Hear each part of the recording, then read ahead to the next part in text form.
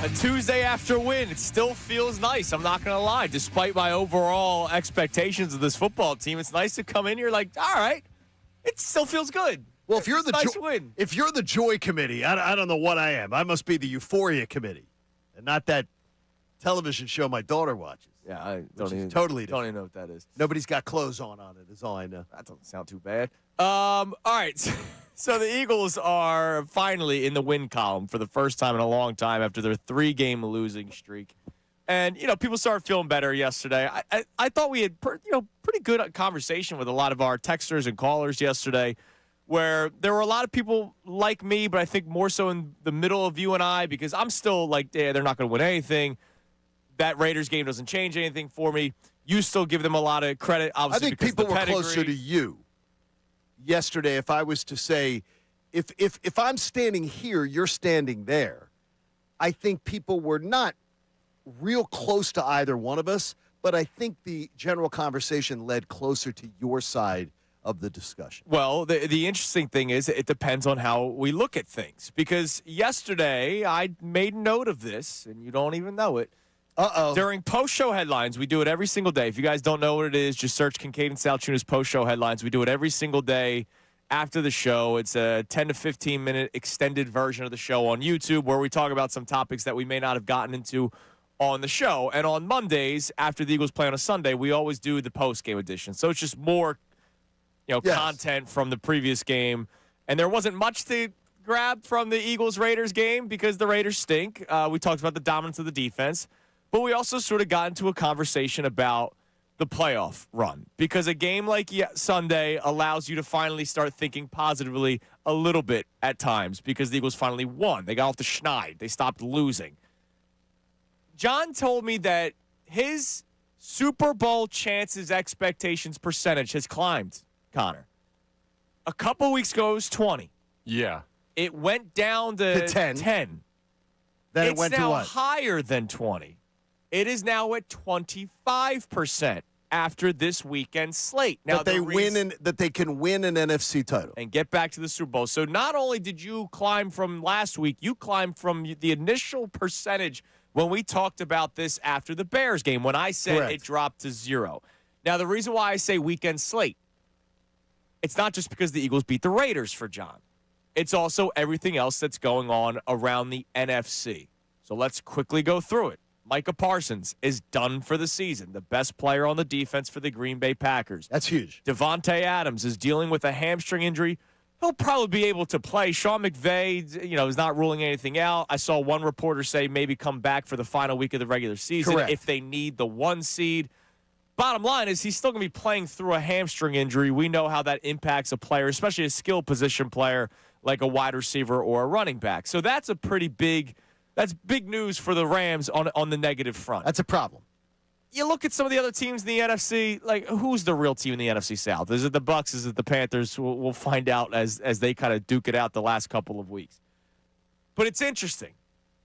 We had this conversation last year. When we talked about the Eagles and whether or not they could get to an NFC title game, how many times did we say to fans, you do realize all the flaws of the other teams, right? Like the Lions, everybody's hurt. Everybody. Right. And that actually played out where they were so banged up that they could not beat the Commanders, and things fell the way of the Eagles where they were able to host the NFC Championship game instead of going to Detroit to have to beat the Lions. Who knows how that game plays out? Eagles were amazing last year. We don't know. And if the Lions were healthy, can we be honest? Lions were a very good football team. If the Lions were healthy, do you think the Eagles go to Detroit and win that game last year? If the Lions had their full complement of players, I don't really know that the Eagles win the NFC I would title. not have felt as confident as I did last year in the NFC Championship game, where there was no way the Commanders were coming into Lincoln Financial Field and beating. That is correct. Birds by 30. Yeah, like it was supreme confidence last year. I'm completely different this year. Okay. I'm viewing the Eagles before I look at everybody else. Now, all right. So one of the things, and two, sometimes dealing with things through a scientific mind, you're changing your science. So explain to me why you had one science one year and one science another year. What is changing your science? Because I have more worries with the Eagles this year than I did last year. I mean, I always. Do you remember last December? Do you remember me saying I did not need them to all of a sudden be a pass-happy attack? I got arguments with Connor about it every week. I do, believe me. I also remember, too, that I was the one who constantly was telling people all along, calm down. Yeah. This team's going to be, and refused to ride the roller coaster with last year's team. I don't feel like last year's team is this year's team. No. So I'm not. No. I'm not trying to spin it like I do, but I'm asking you what your science is different. And so I'm too rigid. So I'm not saying the way I look at things is correct, but I try not to change my science because when I do that, I believe I'm doing it to try to suit the argument that I'm making. Well, I mean, it's I just don't have the confidence. Like last year. Okay, well, look around. Why don't you use last year's science? Why don't you use last year's science? Because I think if you use last year's science, you would look at the NFC and you'd be like, I feel pretty good about the Eagles' chances. Yeah, but I'm not viewing it as everyone else first. That's what I did last year. The Lions were so banged up that I kept on saying, kind of like what I was saying about the Niners this year, even though that's not happened, that at some point it's going to fall off. Like, I did not think that the Lions at some point could keep on winning when they had guys coming off the street midweek to start on defense, right? Like, they literally, Aaron Glenn was finding guys that were on practice squads across the country to start, and I did not think that they could keep on overcoming that. He did an amazing job. It got him an NFL head coaching job that he's not doing very well at. But Devontae Adams, if he's banged up, yeah, that's a big loss for the Rams, but they still have Puka Nacua, who's a freaking stud, right? But they don't have the key player that they need, I believe, to win in the postseason. They don't have the guy that they identified preseason to say, how are we going to go further than we went in the playoffs last year? We're going to go get Micah Parsons. We're going to go get a difference maker. Their defense doesn't have a difference maker. Like Bo Nix threw all over them the other day and moved the ball all over them, and the Eagles found a way to beat them with Micah Parsons and with Devontae, with all the weapons that they have, with being able to. So I mean, like, I'm looking at things and saying other teams have. If I used your same science of last year, I want to use your same science of last year. Okay. So I don't understand why you don't. I'll say it a third time, because I'm not confident in the Eagles. Okay, but the thing is, you'll feel more confident if you use last year's science. Last year, I didn't need to look around the NFL. I did not. Oh, no, I get that. Like, the Eagles, they were beating the crap out of teams. They weren't, though. No, not score-wise, physically, right? With the ground game, and that carries over into the playoffs. The ground game carries over to the playoffs. The defense carries over into the playoffs. I did not need to totally see that Pittsburgh Steelers game. I know a lot of people did. Connor, I know you were somebody that needed to see the Steelers game for you to feel better about the Eagles' chances in the playoffs. How many times did I complain about the Alex Smiths of the world that was saying, they can't run their way to a Super Bowl? Yes, they can. I know that they could, and they pretty much did that. And then Jalen Hurts balled out in the NFC Championship game in the Super Bowl because all the Commanders and Chiefs tried to do was to take away the run. The Chiefs a little bit more successful, and then that's when Jalen played the best game of his career, or one of the best games of his career, in the Super Bowl. This year, I'm more worried about the Eagles than everybody else. And all I'm just going to say is when I look at it is they didn't, like, when I look at that team. I loved last year. There was a 2-game stretch that made me completely confident when we made the reservations to go to GW Rams. Rams. It was the Rams-Ravens. Those 2 games said to me, the confidence you had in your team all along has been reinforced. So this year, I haven't seen that. Yeah. So I have not seen that out of them. But what I have had reinforced to me is the field that they're playing in, the field of competition, is not that great. In fact, I'm going to tell you, it might be weaker, even though the competition appears to be better because of record-wise. But then I can also say, yes, you're right, but the Eagles are far weaker. Oh, no, I think they are. But I'm not going to I'm going to use the same criteria I used last year. And I'm going to say, I'm looking at my team first, and then I'm saying, look at the competition and going, my team, I can look at my own zits in the mirror, and I can go, wait a minute. That kid over there's got more zits than I do, and they got a ton of zits, but I'm not looking in their mirror in the morning. I also don't know if those teams do have more zits. Well, I'm telling you this. There's a lot of teams need some proactive in the NFC that we're just not seeing. We're not living it. But right. I get where you're coming from. I'm not poo-pooing where you're coming from. Where do people land on this? Eagles' flaws or everyone else's flaws? It's a conversation we had last year, but my logic is different this season. You can text in, call in 610-632-0975. We'll ask Connor where he lands on this. Also, one thing that you can't help but notice for other teams, the big injuries. We told you about Parsons. We told you about Adams. The Eagles won't have to face this player in 2 of the next 3 weeks. It's Kincade Salciunas, 97.5, The Fanatic.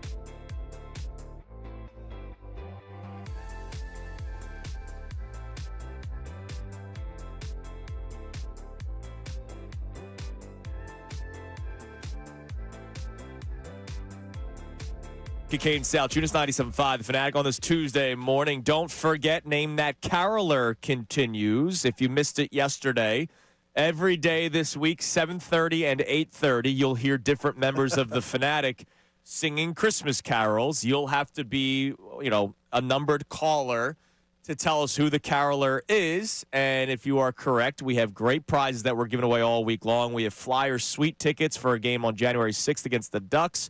And then we have lower-level Sixers tickets for the day after when they play the Wizards. We also have the Harvest Wine Bar and Grill gift card that we're giving away to one lucky person at the end of the week, coupled with People the prize enjoyed that you it. win. Yeah, yesterday People was fun. enjoyed it yesterday. Let's see today. We had, I think it was MBD, Amy Winehouse, Fadul.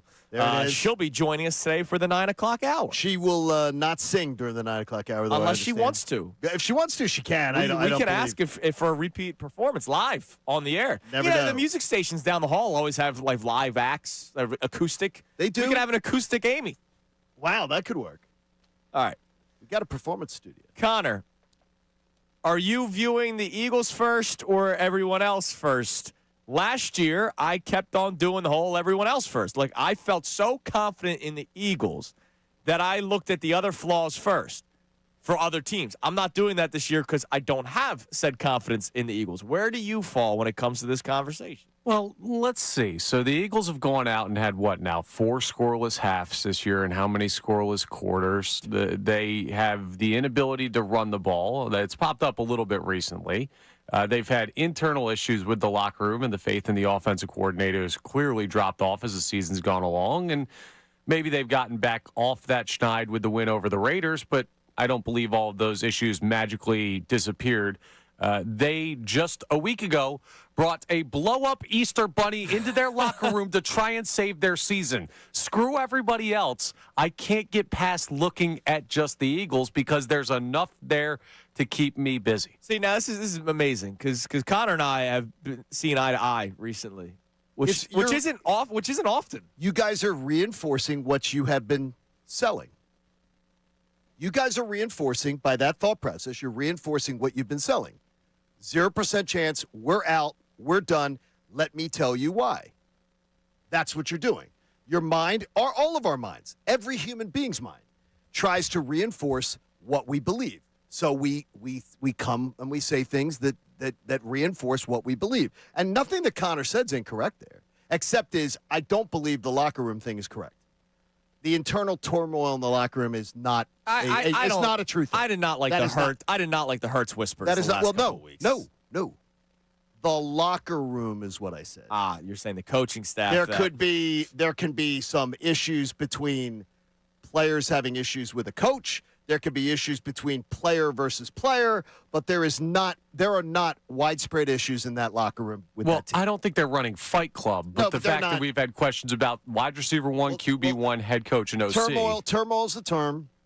There's no turmoil in that locker room. That is a team that is very, very, I can tell you, that is a very loud team. That is a very happy team. They seem to get along extremely well. Well, turmoil's subjective. Like turmoil for an organization like the Philadelphia Eagles could be what we've seen this year because normally they have their P's and Q's, their culture taken care of. Well, somebody would just say to you, if you guys were laying on a couch, they'd go, okay, I get you. You pull up into your, now Connor, you don't have a house yet, but when you get that house, Andrew, when you pull up in your house, you're a very self-critical guy.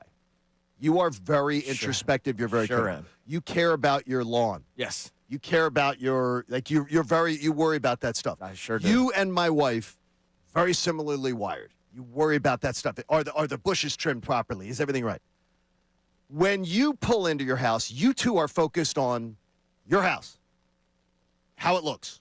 Is it great? Is it whatever? And you may be critical going, man, this house just not, I don't like how that's looking. I don't like how that's looking. And I would pull into the same neighborhood and go, oh, my gosh. Did you see Dale's? Did you see the McLaughlins? Did you see them? You're judgmental. And I'm going, no. And I'm just going, our house is great. Ted Lasso once said, be curious, and not I go, judgmental. our house is great. No, it's not being I think that was Walt Whitman. No, it's not being judgmental. It's being not oblivious. It's understanding your surroundings. It's understanding where you are and you're going, yeah, you may not like this little thing, but you're finding the pock on the Mona Lisa. You're finding the thing where you're not overrated piece of art ever. But you're not. Olivia saw it and said she couldn't believe how small it was. Yeah. The idea of the grand picture is you have to look at a football team or a baseball team or otherwise. You have to look at them in the scheme of who they compete against. And it does matter as much as looking at what they're doing. Yeah, but I did that last year. I don't have the confidence in the Eagles. There is nothing that I've seen out of the Eagles other than the defense where I go, yep, we're back. We're going back. I can't even look at the kicking game. Okay, well, they would say to Jeffrey you Lurie's trying to say special teams is great. Well, they That's would say to wrong. you, okay, so if you were sitting on a couch, the therapist would say to you, okay, Andrew, here's something to make you sleep a little better tonight, even though you don't sleep. Well, first of all, take your gummy. Thank you. They have the best record in the NFL versus the best teams. The Eagles are the best team in the NFL on December 16th versus the best teams in the NFL. They win at the highest rate when they play the best team. Okay. So no, but that doesn't fit what you in your head have already thought. So you go, okay, but that matters. That should matter big time because winning is football is what matters. That's the biggest thing that matters. This team has shown you they know how to win games, and last year they won a title. You were at a Super Bowl parade on Valentine's Day. I was, and it was the best Valentine's Day ever. It was awesome. Absolutely awesome. I'm just trying to make you feel better. Yeah, you're trying, and I appreciate you trying. And I'm not saying, you're looking after me. That's nice. And I'm at 25%. Yeah. I'm not spiking the football here and saying, man, come on. You went up. Feeling chesty. Oh, Your I did. percentage went up. Yes, because of other teams in the NFC. All right, I want to hear from people on this. 610-632-0975. Do you look at the Eagles' flaws first or everybody else's flaws first? I was so confident in the Eagles last year that I said, all right, look at this team, look at that team, look at this team. I need the Eagles to handle their own business first before I start looking at other teams. Coming up next, we check our text line for the first time. Also, off of this topic, what is the number one issue for the Eagles? John asked me a question yesterday that kind of stumped me. It's Kincade and Salciunas, 97.5 The Fanatic. Now on 97.5 The Fanatic Sports Update. Another quick turnaround for the Birds. I'm Connor Thomas, and the Eagles have another short week following their dominant win over the Raiders. They'll play a rare Saturday game down in Washington this weekend. Their first matchup with the Commanders this season. No Jaden Daniels for the rest of the year. He was shut down for the remainder of the season by Washington. With a win clinching the NFC East, Nick Sirianni talked about whether or not he's thinking about the postseason as we head into Week 16.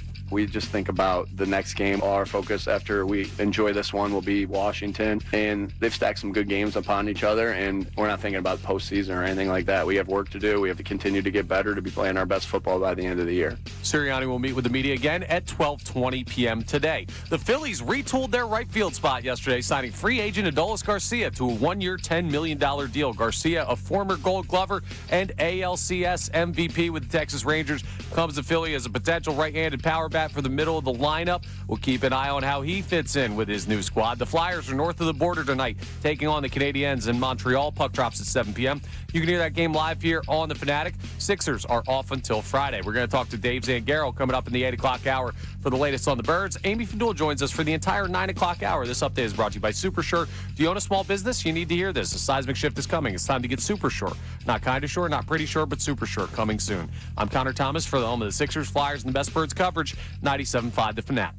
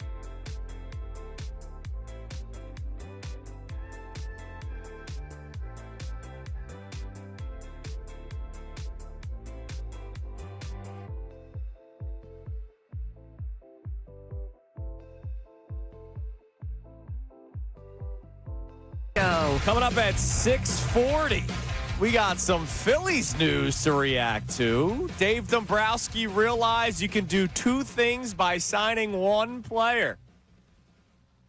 Tell you more about that coming up at 6:40.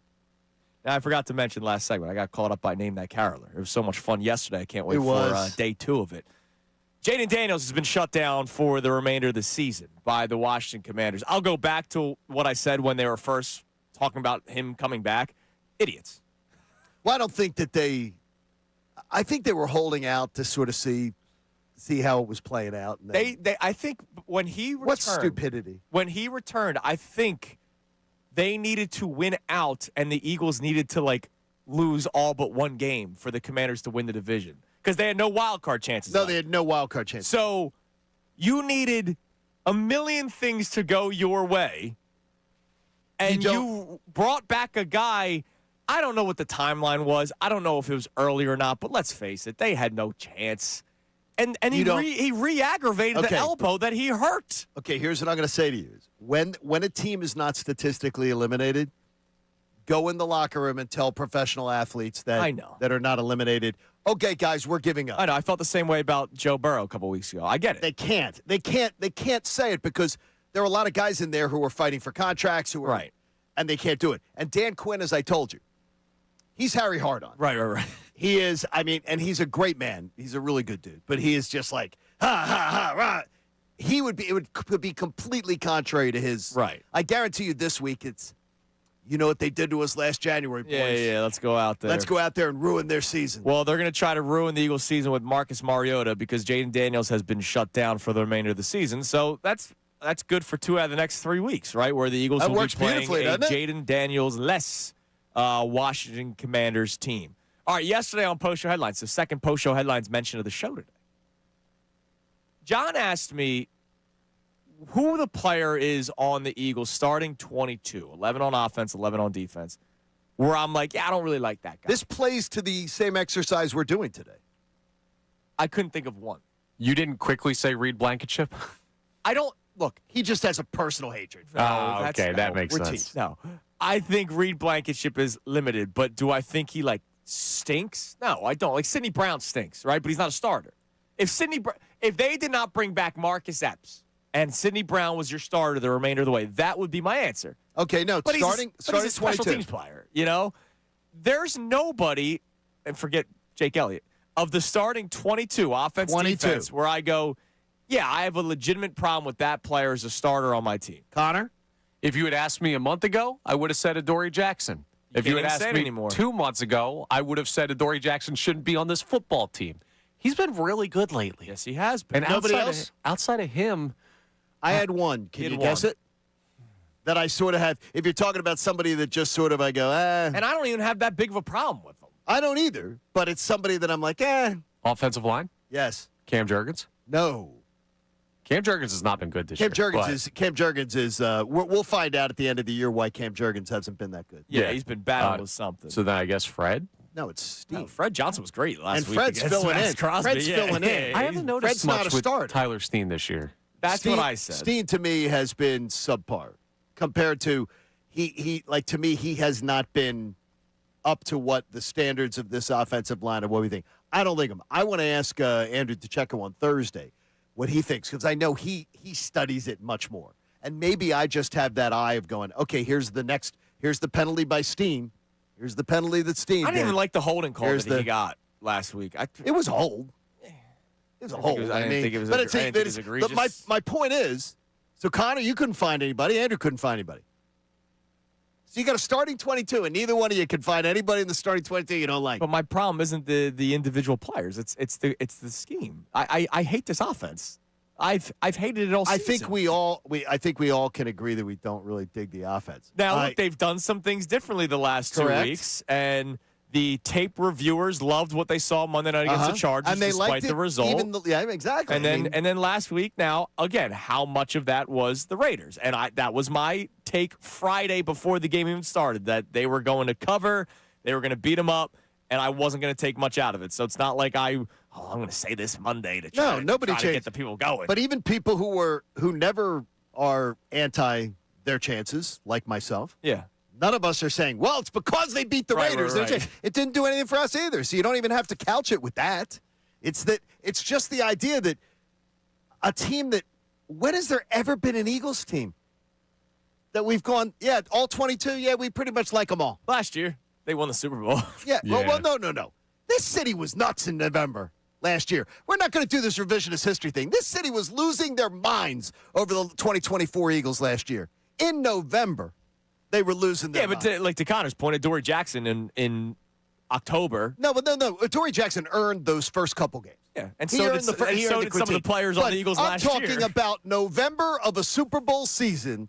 Last year, this fan base was losing their minds over the Eagles. So, I mean, it's not like it was a Super Bowl team. We totally bought into them. That wasn't the case. Nobody was buying into the Eagles being this stone-cold lock. And all I even bought into was, you guys had a game on NFC title game weekend. Yeah. From the very beginning, I said, because this team is that talented, I'd seen them go into a Super Bowl. I believe 2023 was the blip, and they could come back. And that's just sort of where I'm at. But that exercise was meant to No, be it's great, but to like, try to give you but an I'll say idea is that this team, I bet you, if I asked people in right now in Green Bay, if I asked them right now in L.A., if I asked them in Seattle, whatever, I bet you they would There's a find player players. that drives them nuts. I bet you they would find players. But I'll say this. I liked Ryan Howard in 2014, even though he wasn't good anymore. Like, the offensive line's so banged up. Oh, right? it's banged up. And I'm not saying that they're done. Like, No. if Cam Jurgens needs whatever offseason procedure or Landon Dickerson, Lane Johnson comes back, like, they might still be that really top 5 offensive line next year when healthy, but they're not healthy now. Like, They're not. now they're not healthy. And they don't just all of a sudden get healthier. And that's the part of the team that they live and die by. They live and die by the offensive line and the defensive line. Defensive line has been tremendous. Offensive line has not been. And it's, again, because of the health. Can I be honest with you? Is without the health issue, has Jordan Mailata lived up to your expectations this year? No, he has not played well. I don't think he's played well. Like to what my expectations are, I would say this is probably the worst. Yeah, he graded out very well the first 2 months of the season. And then it's been not Yeah, as I just great haven't since. seen it. It just doesn't seem like it. And again, that's why I want to ask people like DeCecco who study this stuff. And Dave Zangaro joins us later. Dave on. Zangaro will Great join us in question the 8 for o'clock him. hour. Great question for him. These guys that watch this much closer, because to me, I go, wow, I expect more out of some of the guys that haven't been injured. I expect a lot more than what I've seen. All right, give us a text message, Connor. What are the people saying? Are they staring and looking at the Eagles' flaws first or everybody else's flaws first? I flipped from last year because the Eagles, I did not see many flaws last year. What do we got now? on the Yeah, text so line? people are more reacting to the 0% chance thing that we keep going back to. Okay. And Dan from Warminster says, Andrew is so negative that when the Eagles go to the Super Bowl, he shouldn't be allowed to go to Radio Row or the parade. Well, I'm probably not going to go to Radio Row because it's in L.A. It's in L.A. and it's in it'd be 3 a.m. on Radio so, Row. so not okay, doing that. so deal. I don't have to get up at 3 o'clock in the morning. Deal. Yeah, 3 a.m. is not great on Radio Row. You're sort of there with like Handshake agreement. you're there with like Slappy and the Wolf from some radio station. in I the love country. the gatekeeping. Oh, he's so negative. Well, no, wait, come on now. What? Come on now. It's not. I don't consider that the gatekeeper. What they're saying to you is that it's the same idea as that. Okay, when someone is so definitive, then it's like you've turned the page on the year. You're on to 2026. So what's the reverse punishment? If I end up being correct. No, that's correct. The odds are 31 teams you're going to have a chance to be correct. So don't do this. This is like when you picked the Ravens when they had the best odds to win the division. You can't do that. You're so annoying with that because you guys mocked me over and over. And We now did. all of a sudden it's the Vegas No, thing. but it was, though. Well, you never mentioned it's a Vegas for fact. 2 months. Connor, it's that Did he hat. mention Vegas once for like a It's month that and a half? hat, Connor. You guys settle this amongst yourself. I just laugh at you. Coming up next, the Phillies signed what we believe could be their starting right fielder. And Dave Dombrowski realized he could do 2 things by signing 1 player. It's Kincade Salciunas, 97.5 The Fanatic.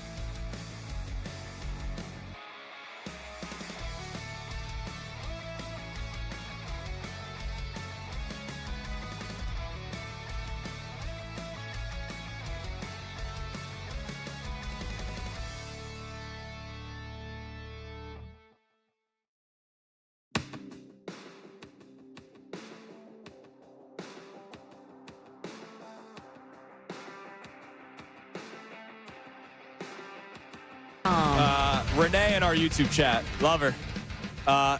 She looks at the Eagles first. Eagles flaws before everybody else's. Eagles flaws. I don't care what anyone else is doing right now. She then follows up with, and Andrew is being just annoyingly negative.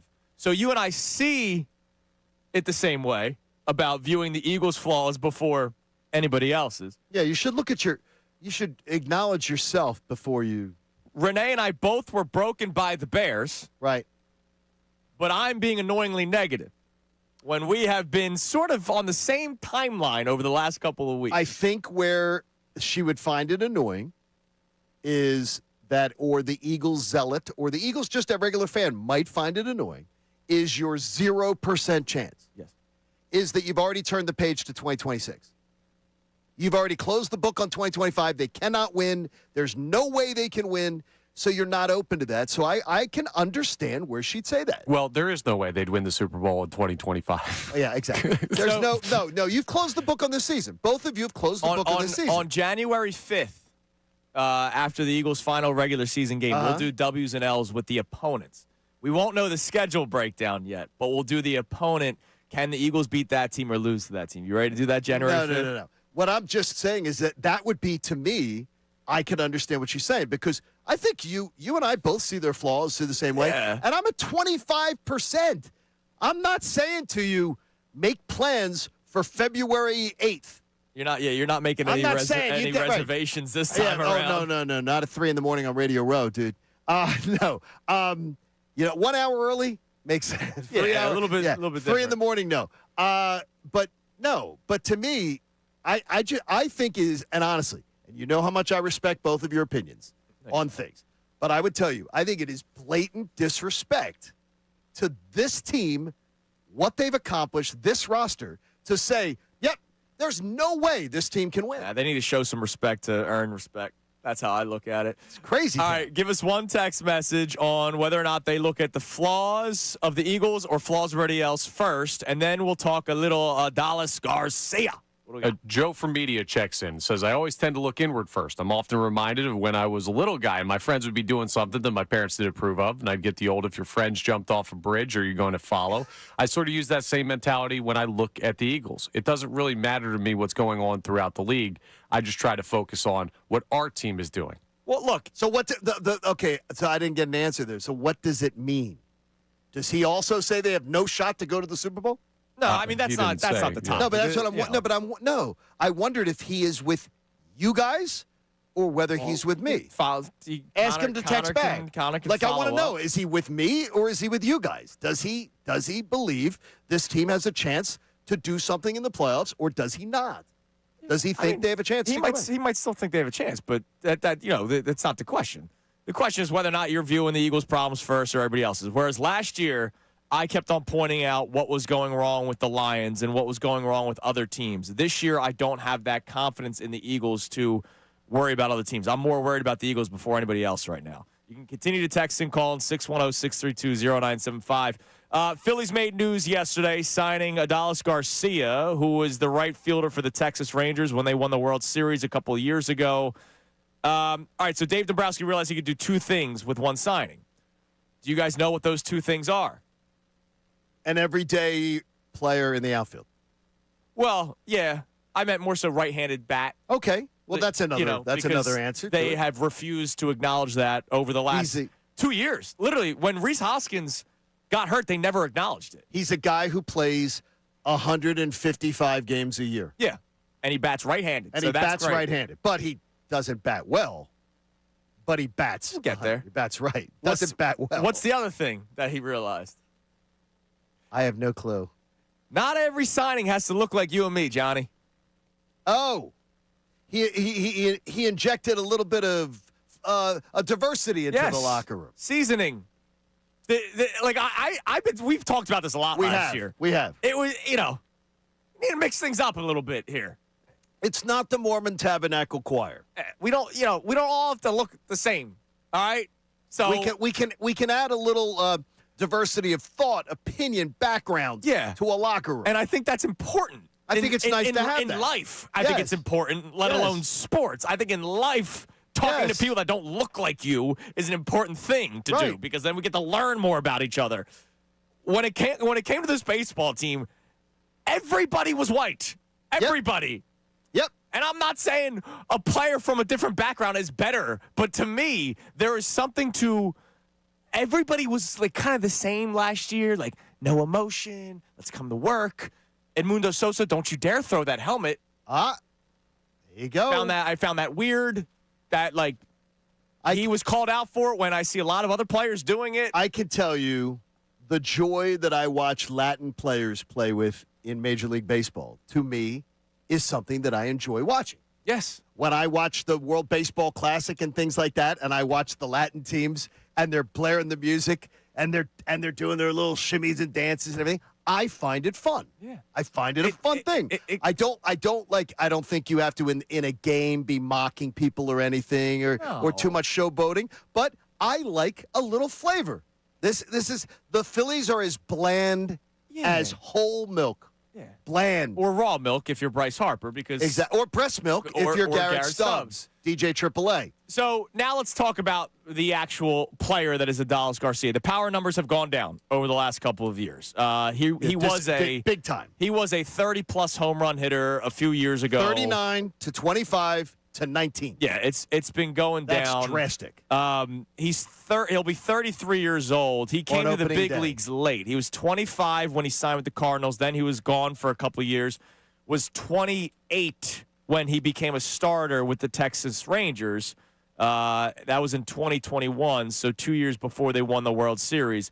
And you saw 31 home runs, 27, 39, and then to your point, the fall off 25 to 19. Now, look, he is an everyday right fielder that is worlds better than Nick Castellanos from the fielding. Decidedly better. Right? Like, not even close. Decidedly. And a good arm, not a great arm, but a good arm. Oh, great arm. Great arm.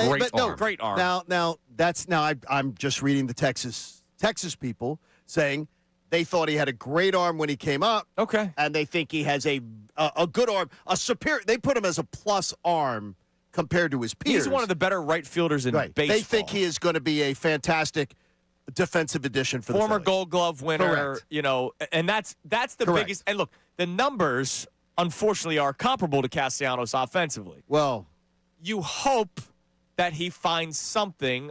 I know Kevin Long got some love from Eric Kratz, right, on the Foul Territory podcast. Who knows? this guy never walks.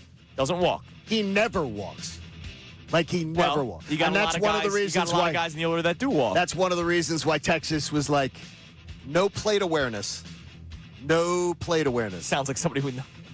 That's fine. We got the challenge system coming. And in this lineup, another guy, 33, with no plate awareness, with declining arm, one with declining. year, yeah. No, he's been declining in his home runs, declining in his I'm RBIs. saying you're signing him at 33 for a year. I get you. You're not signing him to a 5-year contract. Oh, no question. And at $10 million, he's essentially playing for free. He's Max Kepler.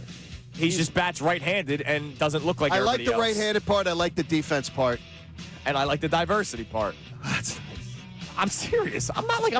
Right. I'm serious about it. It is. All right, coming up next, you can react to Dallas Garcia as well, 610-632-0975. All right, we begin an exercise in the next segment that kind of started this entire show, that gave the idea for the topic. If you were to pick your path to the Super Bowl, who is it and why?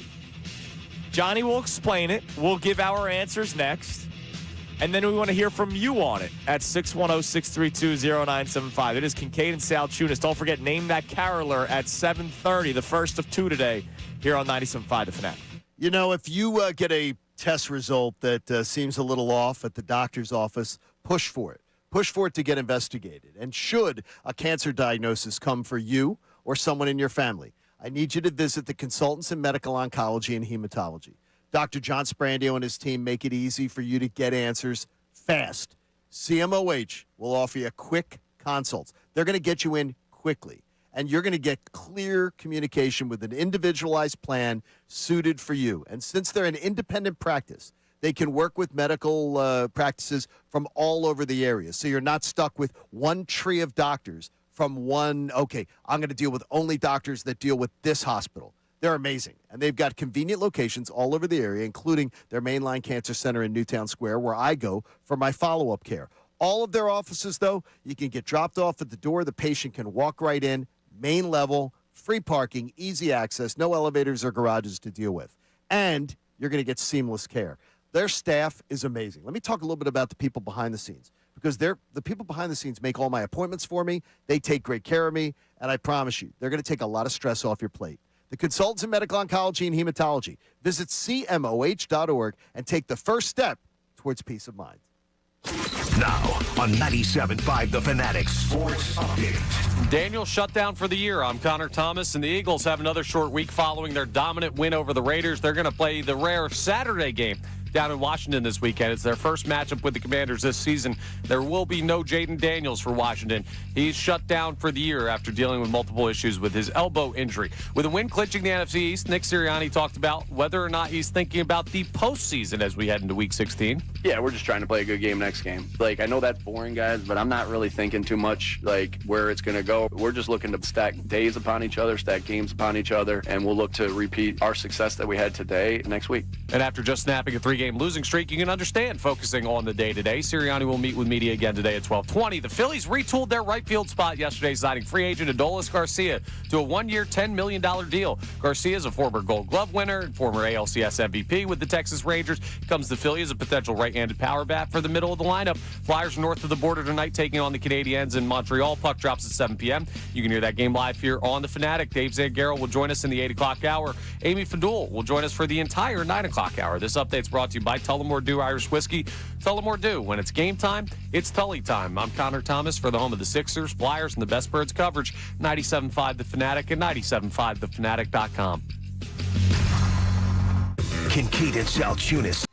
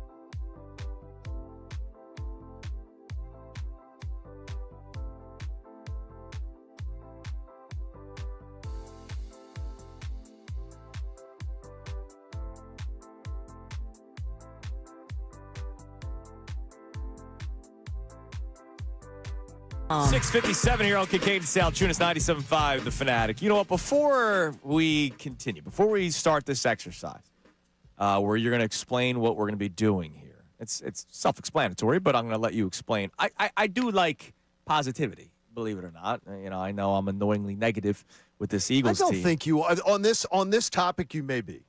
On this topic, you may be to an Eagles fan that wants to say, yeah, I still believe they have a chance to win something. Well, how about this we year? go to Mr. Positivity? Let's go to Benny in Montgomeryville. What's up, Benny? Benny, what's up, brother? What's up, guys? How are you? Benny going is on, positive. man? Benny, I need you this morning. He's Benergy, man. He's Mr. Positivity. Listen, I think we're going to win the Super Bowl. I love that. That's even above me. I love this. I love that, Benny. Yes, I think we're going to win all the way. I think the Eagles are going to do it. I think they are. They're gonna do it. Why, Benny? Though you got to tell him something. You got to move Andrew. You got to give him something to move. Because he feels it, and I love that. That's all I need to hear from Benny. He feels it. I feel it. Yeah, I think we're going to get the second seed. Okay, so you think okay. they're going to win out, and some things will go their way, and they'll be the 2 seed. I love that. Yeah, we're not going to get the number 1, but I think we're going to get the number 2. And then also, we're doing a thing on Saturday while we're watching the Eagles game. We're doing a thing for families with special needs. We're giving out toys for Together We Dance Foundation at St. Ephraim's Church in Bensalem. Which is I pretty love amazing. that, Benny. I love that. That's fantastic. Is there a website we can find that at? It's togetherwedance.net. I can send you more information about it if you want to share about it. Yeah, please I do. did tag you guys on social media. Tag us on social. Yeah. We'll be glad to share that, Benny. Togetherwedance.net. I'll make sure to put that out as well. That's great all right? work, Benny.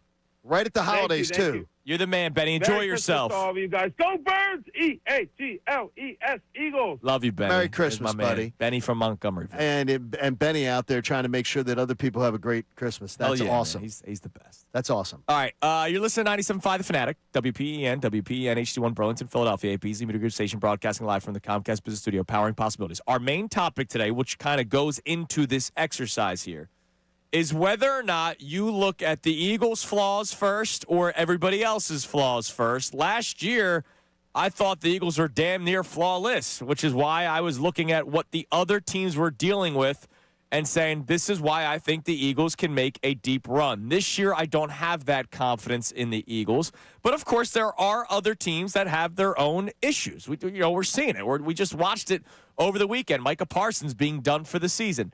So you want to do an exercise if we were allowed to choose. Yes. So here's what I'm asking everybody to do.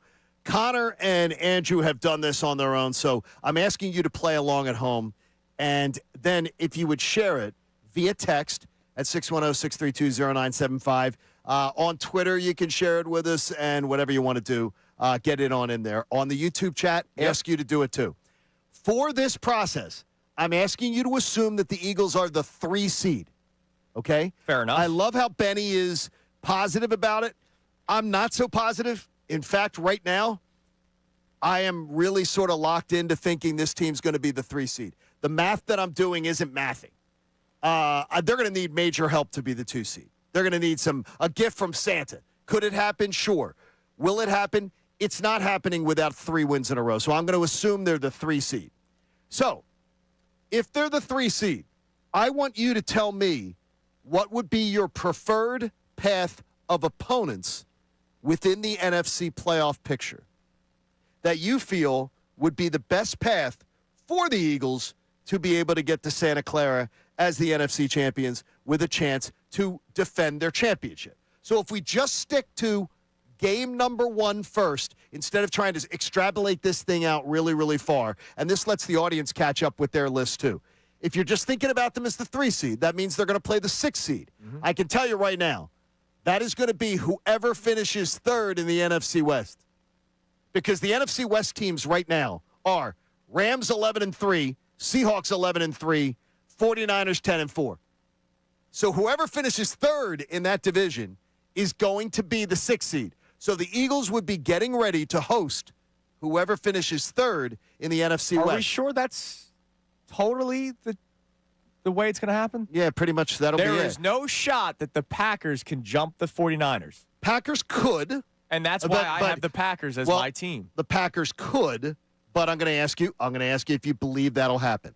The Packers are playing at the Bears. this week? Do you I think could see they're that- winning? I could see them beating the Bears. Okay, well, then the Packers would jump up to the Yeah. 2 seed. And then the Bears win the next week and the Packers lose. I don't know. Well, I mean, no, what I'm saying to you is then the Packers go to the 49ers the next week. Yeah. See, I see the Bears slipping down because the Bears have the Packers this week, but then they're at the 49ers, then they have the Yeah, Lions. now I'm confused. The All I'm Bears saying is there is a chance that the Packers are the 6th. Yeah, but no, correct? the most likely. Oh, I'm telling now you you're the changing no, the no, I'm telling no, I'm not giving you any rules. I'm telling you the most likely scenario is that you're getting the third place team. That's the most likely. If you say Packers, that's fine. I have Packers. Okay, you have Packers As what I would want. as what you would want. Because Micah Parsons, that injury is a big one for them. And I would rather play the Packers at Lincoln Financial Field than any sort of scenario where the Eagles go to Lambeau. Connor, I have the San Francisco 49ers. I also have the San Francisco 49ers. What is your reasoning on the San Francisco 49ers? They couldn't beat the Eagles at Lincoln Financial Field at their best in the postseason, and I don't think Brock Purdy's changed all that much, and I think the injuries are a major holdback for them. I would agree with you. I'm pretty much on the same lockstep with you. I also believe the 49ers are going to be in a position where, because they play the Colts this week at the Colts, they should be able to beat Pop and go 11-4. They're going to then play the Bears. They could be playing for the division title into the last week. I think the Eagles are shutting it down the last week and taking a bye week.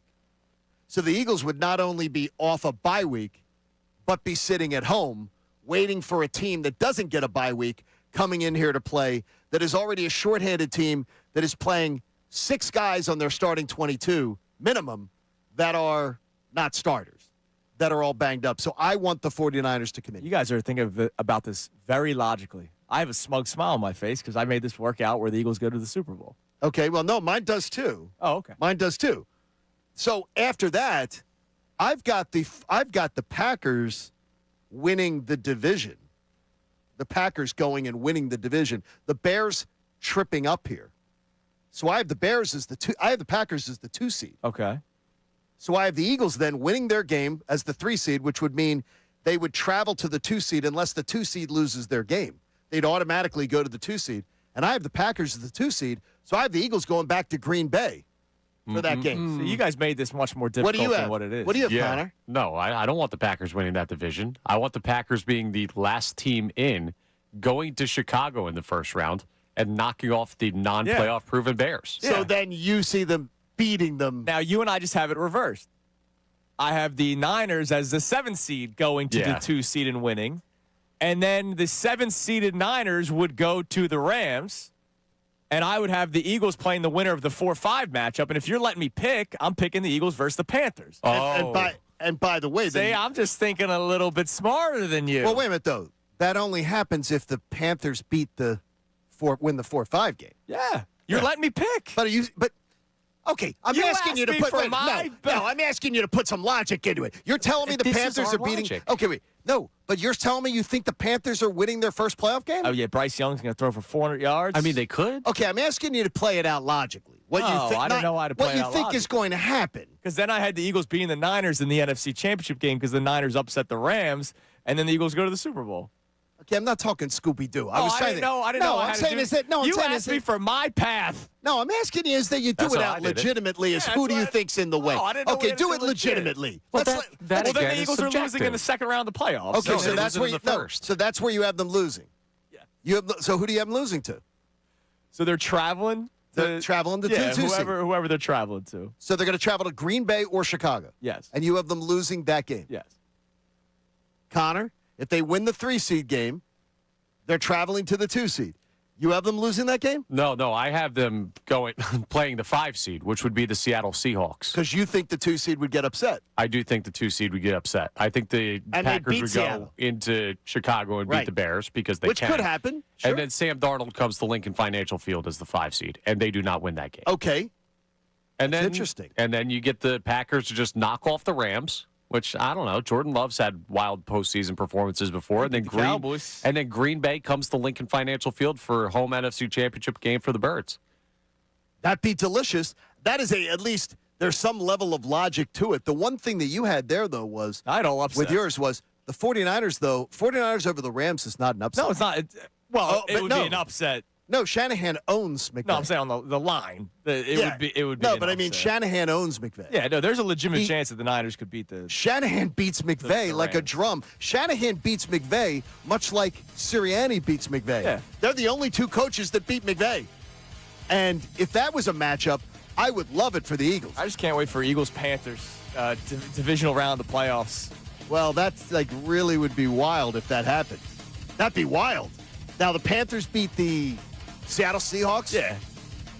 We see that Sam Darnold is a pumpkin again.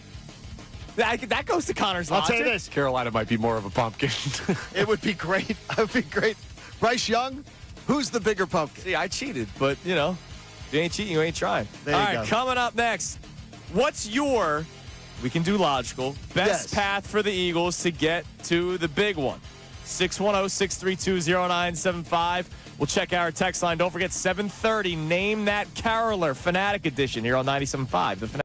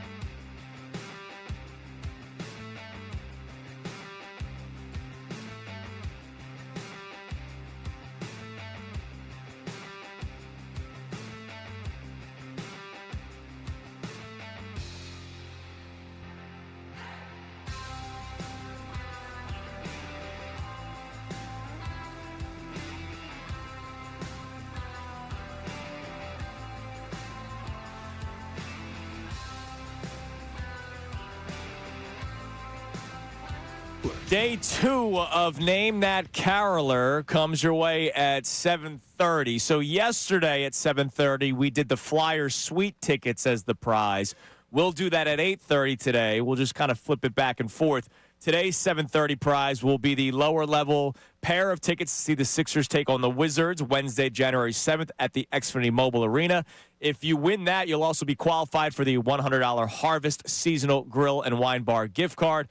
Holidays are here, and so is 76ers basketball. Don't miss out on seeing your favorite 76ers players on any of the can't-miss action of the season. To purchase tickets to an upcoming home game, including the return of the iconic black uniform games, visit Ticketmaster.com/76ers. Before we get to the text line, I just want to not address something, but people get sometimes, I think, uncomfortable when we talk about the Phillies needed to add some seasoning conversation. Why would they be uncomfortable? Well, they wonder, why does it matter? I saw Renee on our YouTube chat. Why does it really matter? Is it it's whether you're good at baseball or not? And I understand. Okay. I totally understand that. All right. I totally understand. Can I ask right now in baseball? If I ask Renee, in baseball, the majority of the best players being drafted, being everything is funneled from what countries? Are they American or are they foreign? The majority of the best players are coming from 51% being the majority are coming from not from America.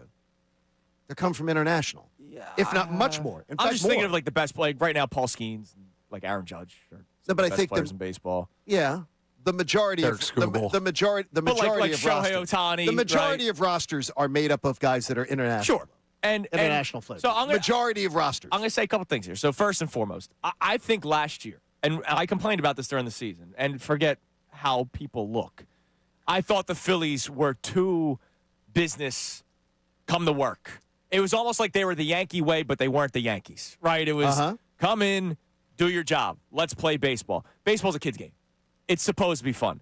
Do I think some of the guys needed to grow up? Do I think we as a fan base needed to stop talking about a daycare when guys were in years 5 and 6 of their major league career? Yeah, I think so. Because I also think that educates us in terms of our expectations of a player. The breakout season for Alec Bohm is not coming, right? The breakout season for Brandon Marsh and Bryson Stott are not coming. Major League Baseball has told you who those players are.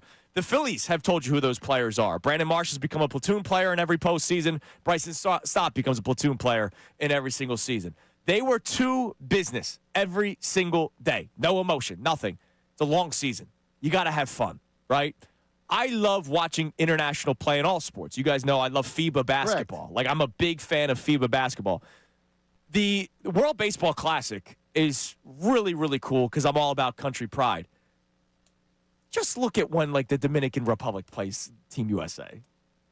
There's a lot of fun on one side. A lot of it. There's not as much fun on the other side. All right?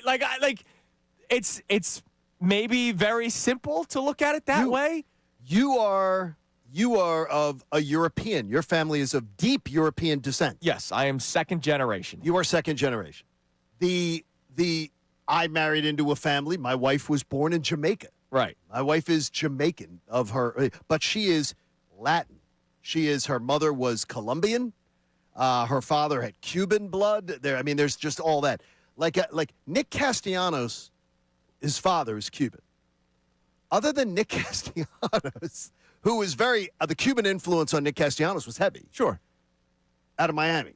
I don't know.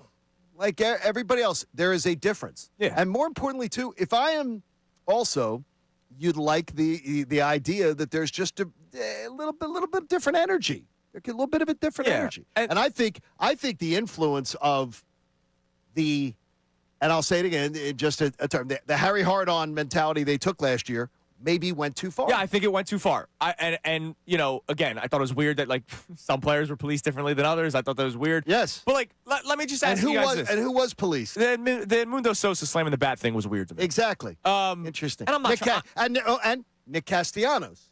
Well, yeah. Nick Castellanos. Well, I think he may have crossed the line with the manager. Also, the daycare of Brandon Marsh and Bryson Stott were told not to do water stuff. It wasn't I thought it was over the top. Again, clarify. Not to be doing every night. It didn't have to be you could save it for special occasions. It didn't have to be an every night affair. But a lot of guys were policed. I'll ask. So anybody that's like wondering where we're getting at with this, let me just ask you guys something. What fires you up more?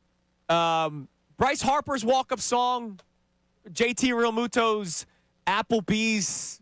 What's that song? That was like 4 years ago. That's not fair. The weird Applebee's commercial song, or when Johan Duran comes out of the bullpen.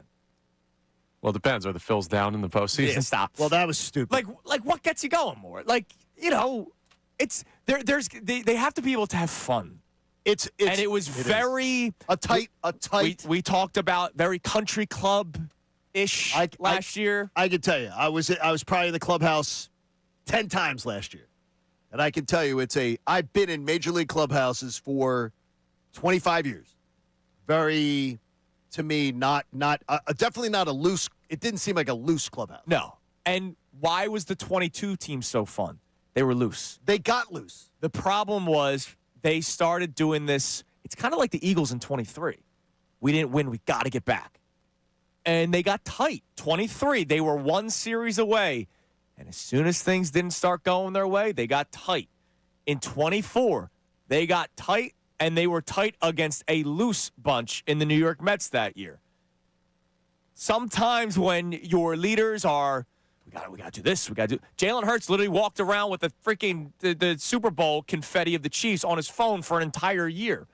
That bleeds to your teammates because you're walking on eggshells around certain people. Correct. I can't say this around this guy because he might be upset. It's not about the skin color. No, because Harrison Bader's a white man. It's about Harrison Bader came here with It's about the energy that you bring to the table. And everybody with a common background, the common country club, travel ball, Little League mentality is very much a mentality. Yeah. Much different. MBD checks in. A lot of Brad Paisley and Toby Keith in that locker room. Yeah. And there is, by the way. There is. All right, coming up next, we have Name That Caroler. Day 2. Your chance to win a pair of lower-level Sixers tickets for the January 7th game against the Wizards. Also, you'll be in the running for the $100 gift card to the Harvest Seasonal Wine and Bar. Also, before we even do that, remember last year all the talk about Shedeur Sanders and how that may have, hurt him in the draft? Somebody said, hold my beer. It's Kincade Salciunas, 97.5 The Fanatic. All right, let's talk about your house. Do you have any uneven concrete surfaces such as sidewalks, driveways, and patios? If so, it doesn't look great, but it's also a serious tripping hazard.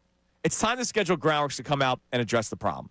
Repairing these areas reduces the risk of injuries for family members, guests, and people walking by, right? It's beautiful outside right now with the holiday season. You're looking at the beautiful lights if you're going through it for a walk when it's not, 10 degrees outside. And you're not paying attention to where you're walking. All of a sudden, you trip on the sidewalk that's raised. My neighborhood, there's a lot of it because there's a lot of trees where the roots have actually raised the concrete walkways all around the neighborhood. You want to get that fixed before some 3-year-old is sprinting down the sidewalk laughing because he thinks he's invincible and then he falls and gets hurt. I feel like I'm talking out of experience here. Groundworks Concrete Lifting Solution is here to save the day by keeping your family and neighbors safe from tripping hazards and, of course, your home looking great. Schedule a free visit with Groundworks' team of experts by going to groundworks.com today. That's groundworks.com. Groundworks, there's a reason why they're the trusted local experts. Now on 97.5 The Fanatic Sports Update. Focused on Week 16, I'm Connor Thomas, and the Eagles have another short week following their dominant win over the Raiders. They're playing a rare Saturday game down in Washington, taking on the Commanders, the first time they'll face their division foes this season. And no Jaden Daniels. He's been shut down for the year by the Commanders. With a win clinching the NFC East, some people are starting to look at the postseason picture, but Nick Sirianni talked about whether or not he's looking at that as well. We just think about the next game. Our focus after we enjoy this one will be Washington, and they've stacked some good games upon each other, and we're not thinking about postseason or anything like that. We have work to do. We have to continue to get better to be playing our best football by the end of the year. Sirianni will meet with the media again today at 12:20 p.m. The Phillies retooled their right field spot yesterday, signing free agent Adolis Garcia to a 1-year, $10 million deal. Garcia is a former Gold Glove winner in right and an ALCS MVP back in 2023 with the Texas Rangers, comes to Philly as a potential right-handed power bat for the middle of the lineup. Flyers north of the border tonight, taking on the Canadiens in Montreal. Puck drops at 7 p.m. You can get that game live here on the Fanatic. Sixers are off until Friday. We'll talk to Dave Zangaro coming up in the 8 o'clock hour about the latest on the Birds. Amy Fadul joins us for the entire 9 o'clock hour. This update is brought to you by Bradford White Water Heaters. When you need a new water heater, choose one that's built to be the best. Choose Bradford White. I'm Connor Thomas for the home of the Sixers, Flyers, and the best Birds coverage, 97.5 The Fanatic and 97.5thefanatic.com.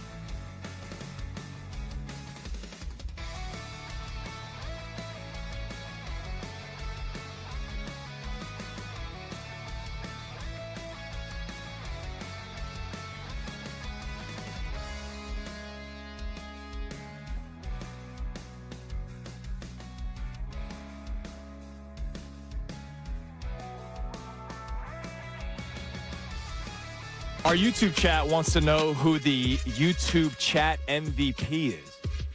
If we did power rankings, I think MBD's name gets mentioned probably the most. I think MBD causes me to go, huh? most often. MBD is, I think, sometimes most with what we're talking about in Yes. terms of the topic, but then On we'll topic. also have Right. the good one-liners. So I can't speak for it. They said they want to handle it themselves. I don't Okay. play favorites. But if I put in a vote, MBD, look, it's not a favorites, it's power ranking. MBD as a Some days I like John more than you, Connor, and some days I like MBD Connor knows. more than John. It changes. I dislike both of you equally. MBD knows how to work. We it. got Name That Caroler coming up in a few minutes, but that guy just dropped. I was going to go to a call because he's offended by the What's he- conversation Oh, about my Dallas gosh. Garcia. He's Really? offended.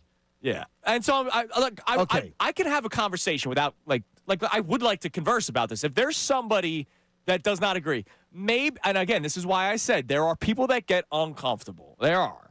And maybe we don't need to talk about how somebody looks, but energy is important. And Harrison Bader, because Harrison Bader is as white as me, if not whiter. Harrison Bader brought a different energy to this team, a different spunk. he's whiter than you. Right. There was a different spunk. There was, swagger, right? I just talked about Jalen Hurts, who, if I remember correctly, is not a white man. Right? But Jalen Hurts, I think in 2023, sucked the energy out of the room with the constant reminder of we lost in the Super Bowl. And I think that kind of energy, the lack thereof, the tightness that this Phillies team has felt over the last couple of years, you need to bring different guys. And that's why running it back when you have failed 3 straight years, to me, is stupid. Not because of how people look, but you brought the same people back that kept on failing. It's not because I think they stink at baseball, but clearly the pressure of, all right, here's another chance. Here's our 3rd try. Right? Think about it in life. Like you're at the free throw line. You missed the first 2. Not that happens for me. You missed the first 2. I've seen it. I got to make this 3rd one. You start getting nervous. Have you ever? Well, you might really enjoy it. Have you ever? You've never been to a big Jamaican family dinner? I have not been. No. Okay. Well, imagine the not cliched Bob Marley just playing. Sure. Because most Jamaicans don't lean on playing Bob Marley all the Gotcha. time. Yeah. But the reggae playing, it's loud. And that's me saying it. It's loud. They're loud. They're boisterous. They are constantly just, it sounds like there's a brawl in the other room and they're having a fun conversation. Yeah. And it sounds like they're almost arguing, and they're not. But it's just as culturally, it's completely different. I learn about the family. They blast the music. It's loud, it's boisterous, it's fun, it's different. It wasn't what I was used to. Right. Being around my wife's family. It's not what I'm used to. Yeah, it's not just culturally with Garcia, though, because the tightness of the Phillies doesn't just come from their background and how they grew up. And I'm trying to make that clear for people that get uncomfortable. It comes from being a part of this team in this city with this fan base and the expectations that have been heaped on them since the 2022 run. And bringing in Garcia, something you can look at the numbers dropping off. And if I see his OPS tweeted at me one more time, I'm going to lose my damn mind. Yeah. I have Baseball Reference as well, folks. Congratulations. But he's a guy that was a really big part of that World Series run for the Rangers. ALCS MVP, hit a walk-off home run in that World Series against the Diamondbacks. He saw the Astros, and he's like, I'm going to kill this team nearly single-handedly. And maybe a guy like that who has the positive reinforcement of the last time he made a postseason run changes up the vibe for the team. And can we be honest? If again, I honestly, I'm going to be serious here. I don't care if someone's uncomfortable with what I'm going to say.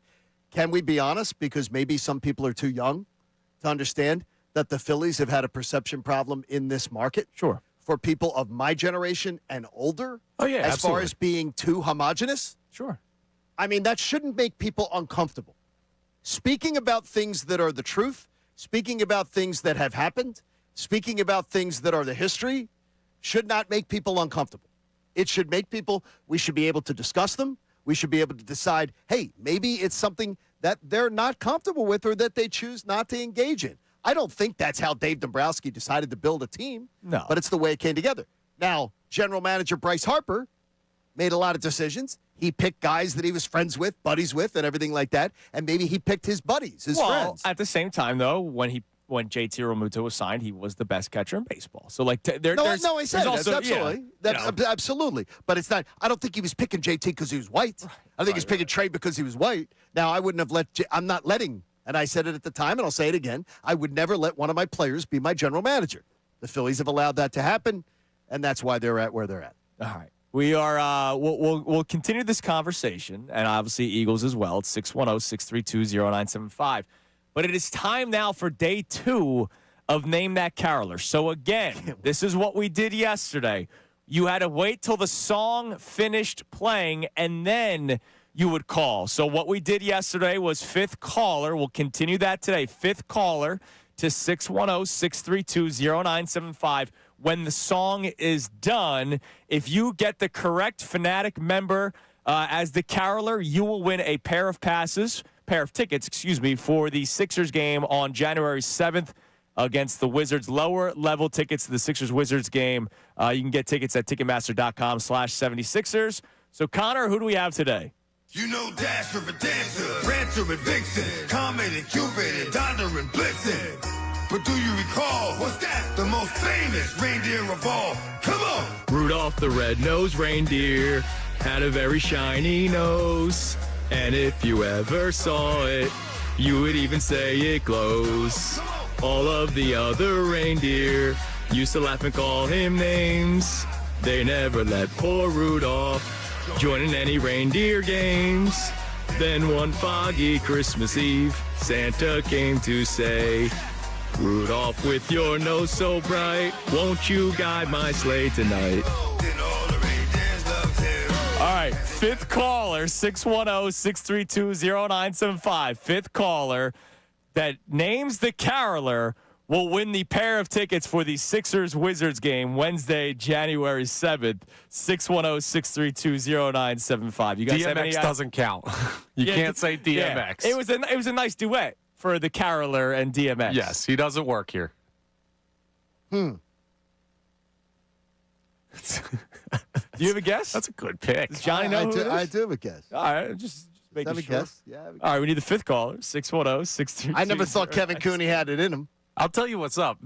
People are showing up for this promotion that we're running right now here at the Fanatic. Dylan yesterday was Santa Baby. That was tremendous. Absolutely awesome. I love what we've been doing around here. This is a good little put together. All I'm saying, whoever did that, it's impressive that they did that in one take.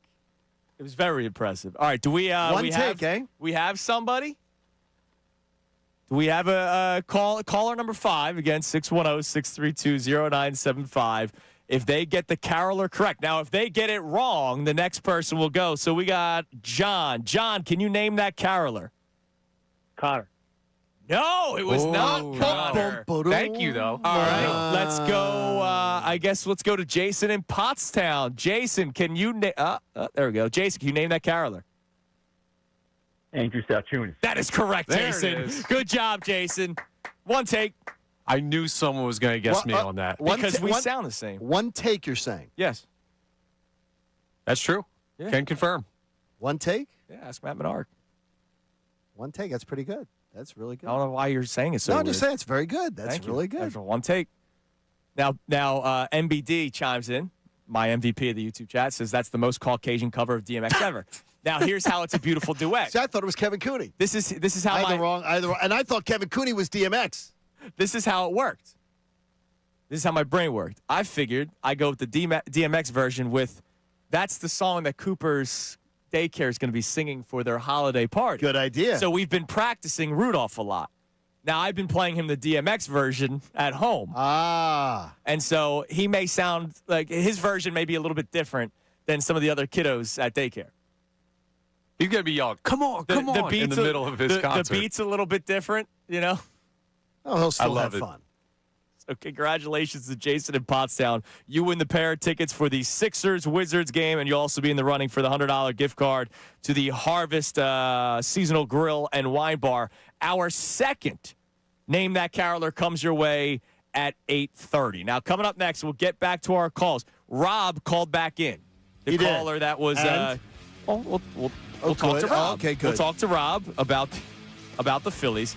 And I want to get to two topics. One player told Shedeur Sanders to hold my beer. Oh, jeez. And a legitimate question about why more teams don't do this, especially before the league maybe puts a stop to it. I'll tell you what next. It's Kincade Salciunas 97.5, the Fanatic.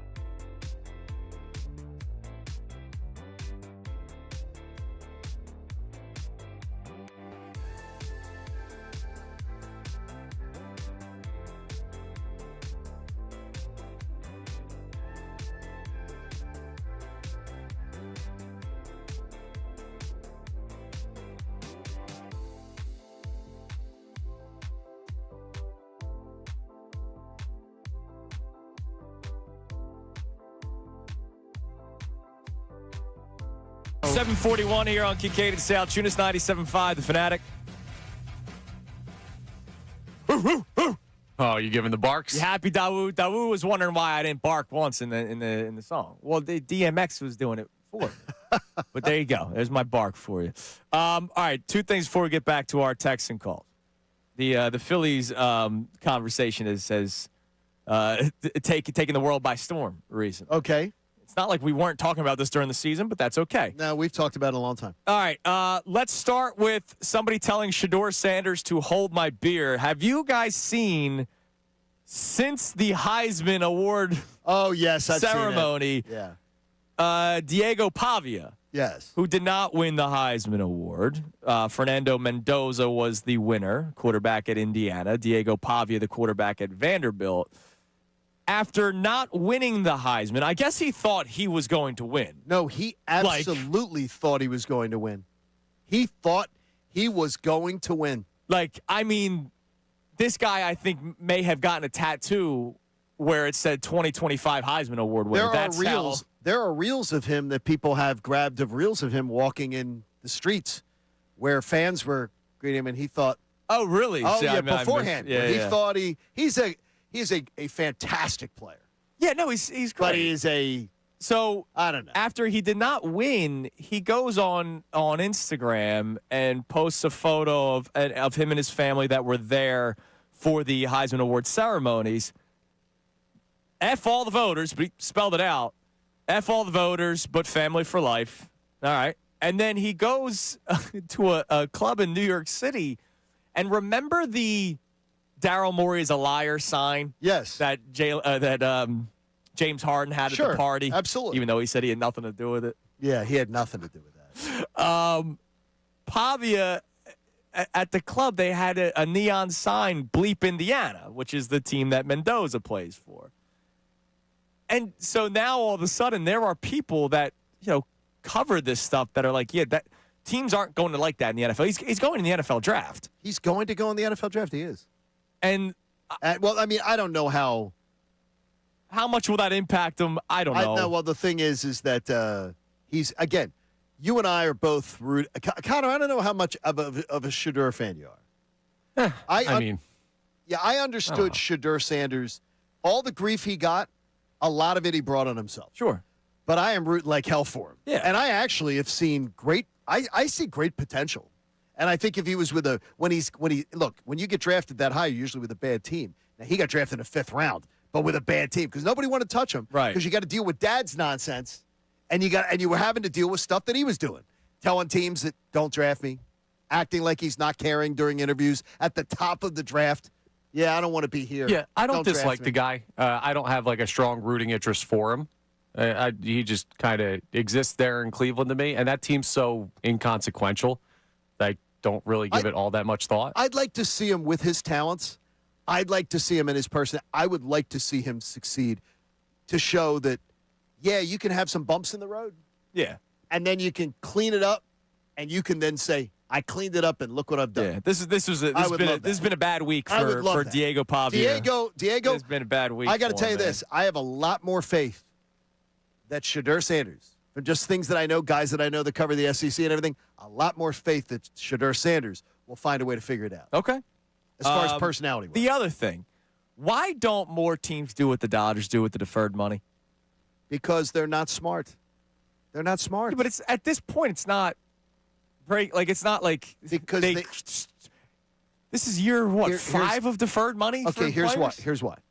Because teams look at it as there are teams right now in Major League Baseball that don't know what the system's going to be after next year, the payroll. And sure. everything. So there are a lot of ownership that might sell teams. Okay. And if you're trying to sell teams, if you might sell your team, the last thing you want to do is have debt on the books for future years.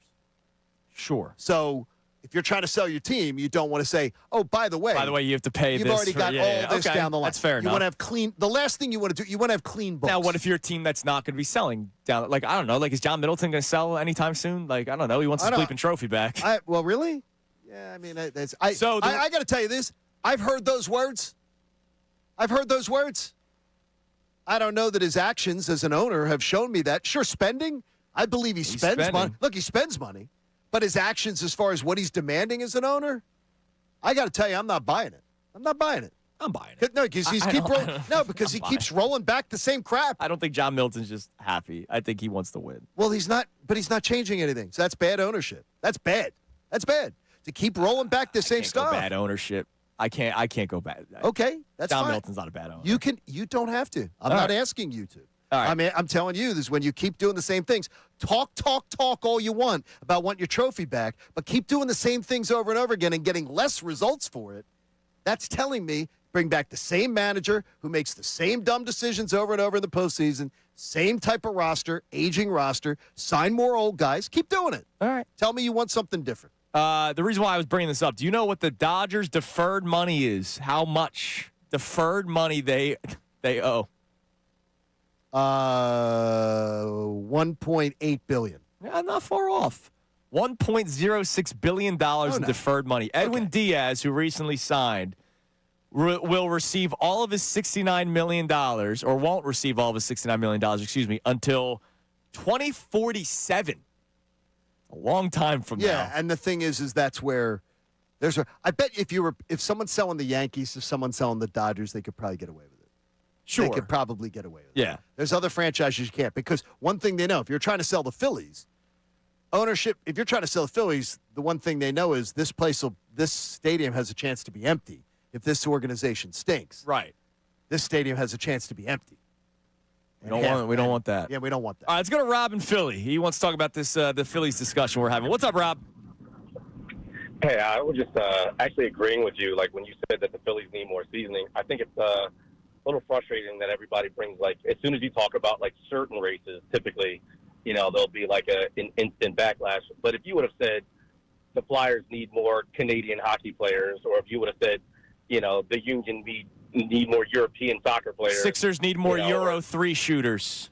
There would have been absolutely no backlash whatsoever. And because there are certain people that get up in arms about certain things, all they hear is brown, and they get upset. But the reality is they don't even understand culture, because the reality is, like, all right, let's see Jamaica. I'm also Jamaican. Oh, yeah. Where you from? But Kingston. That's where my wife's from.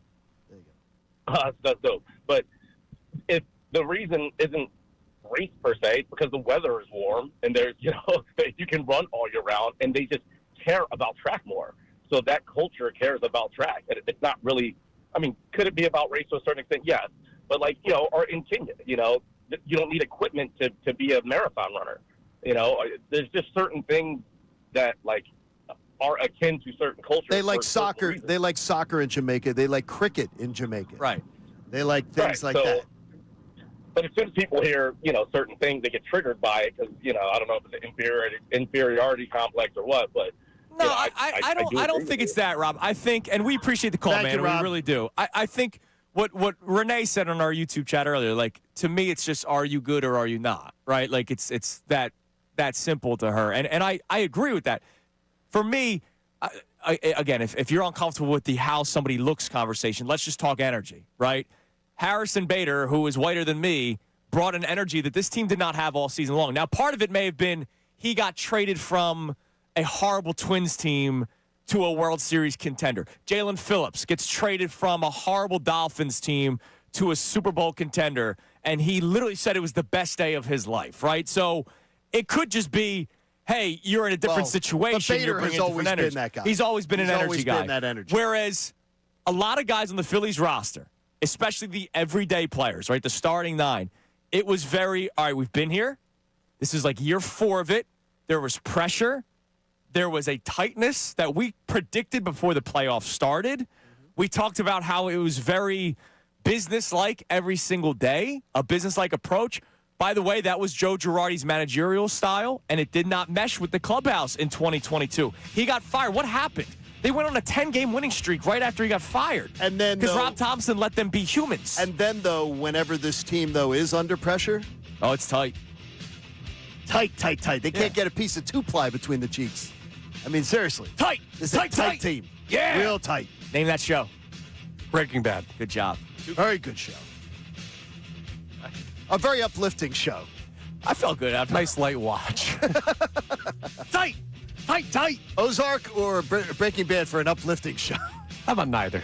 Breaking Bad's more of a family show. Yeah, well, exactly. Coming up next, Nick Sirianni is in a class of only 9 other coaches in NFL history. That and an article that might make you think. It's Kincade Salciunas, 97.5, The Fanatic. I love that we got a Bradford White water heater on the job, because I know that the last thing I want to worry about is that the house is not going to have hot water. I want to know that we're going to be able to run the laundry. I want to be able to know that we're going to have the dishwasher be able to go.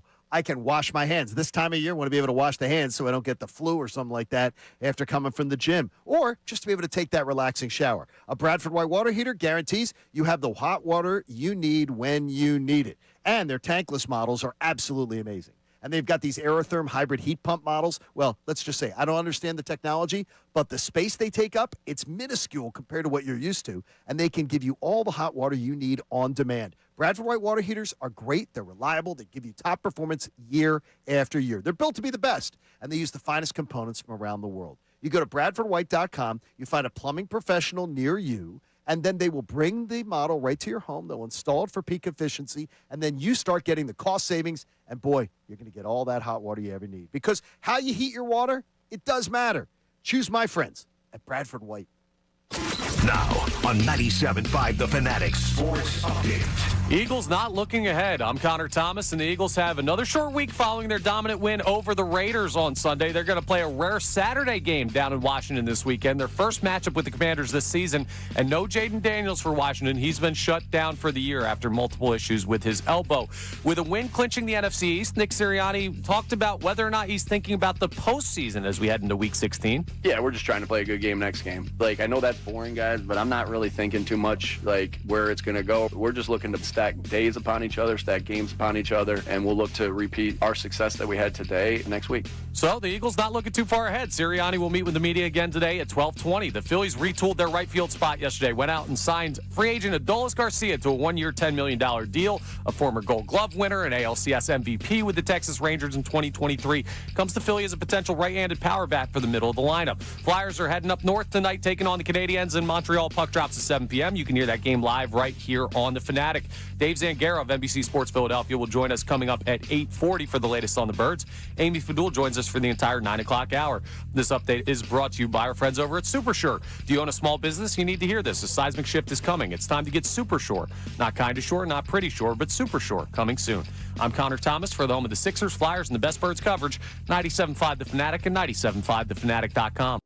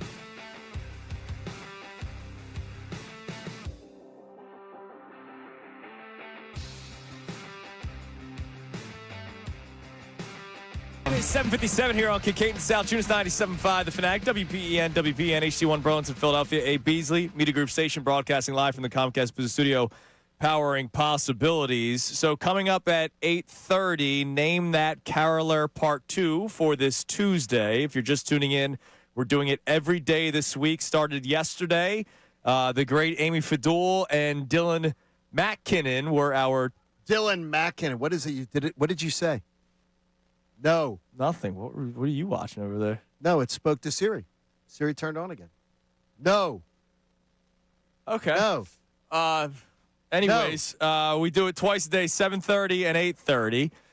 We already did today at 7:30. Come up at 8:30 will be our second caroler of the day. This will be for the pair of tickets for the Flyers Suite game against the January Ducks. 6th. January 6th, you'll get a pair of tickets in a suite with fellow Flyers fans, and we will try to be in attendance as well. Looking forward to it. Connor, hit us with a text message on any of our topics today. We've got a lot going on, but also we got to get into maybe something that might make you think about Nick Sirianni. What we got? We got a couple people checking in on our earlier conversation about the Eagles' playoff path.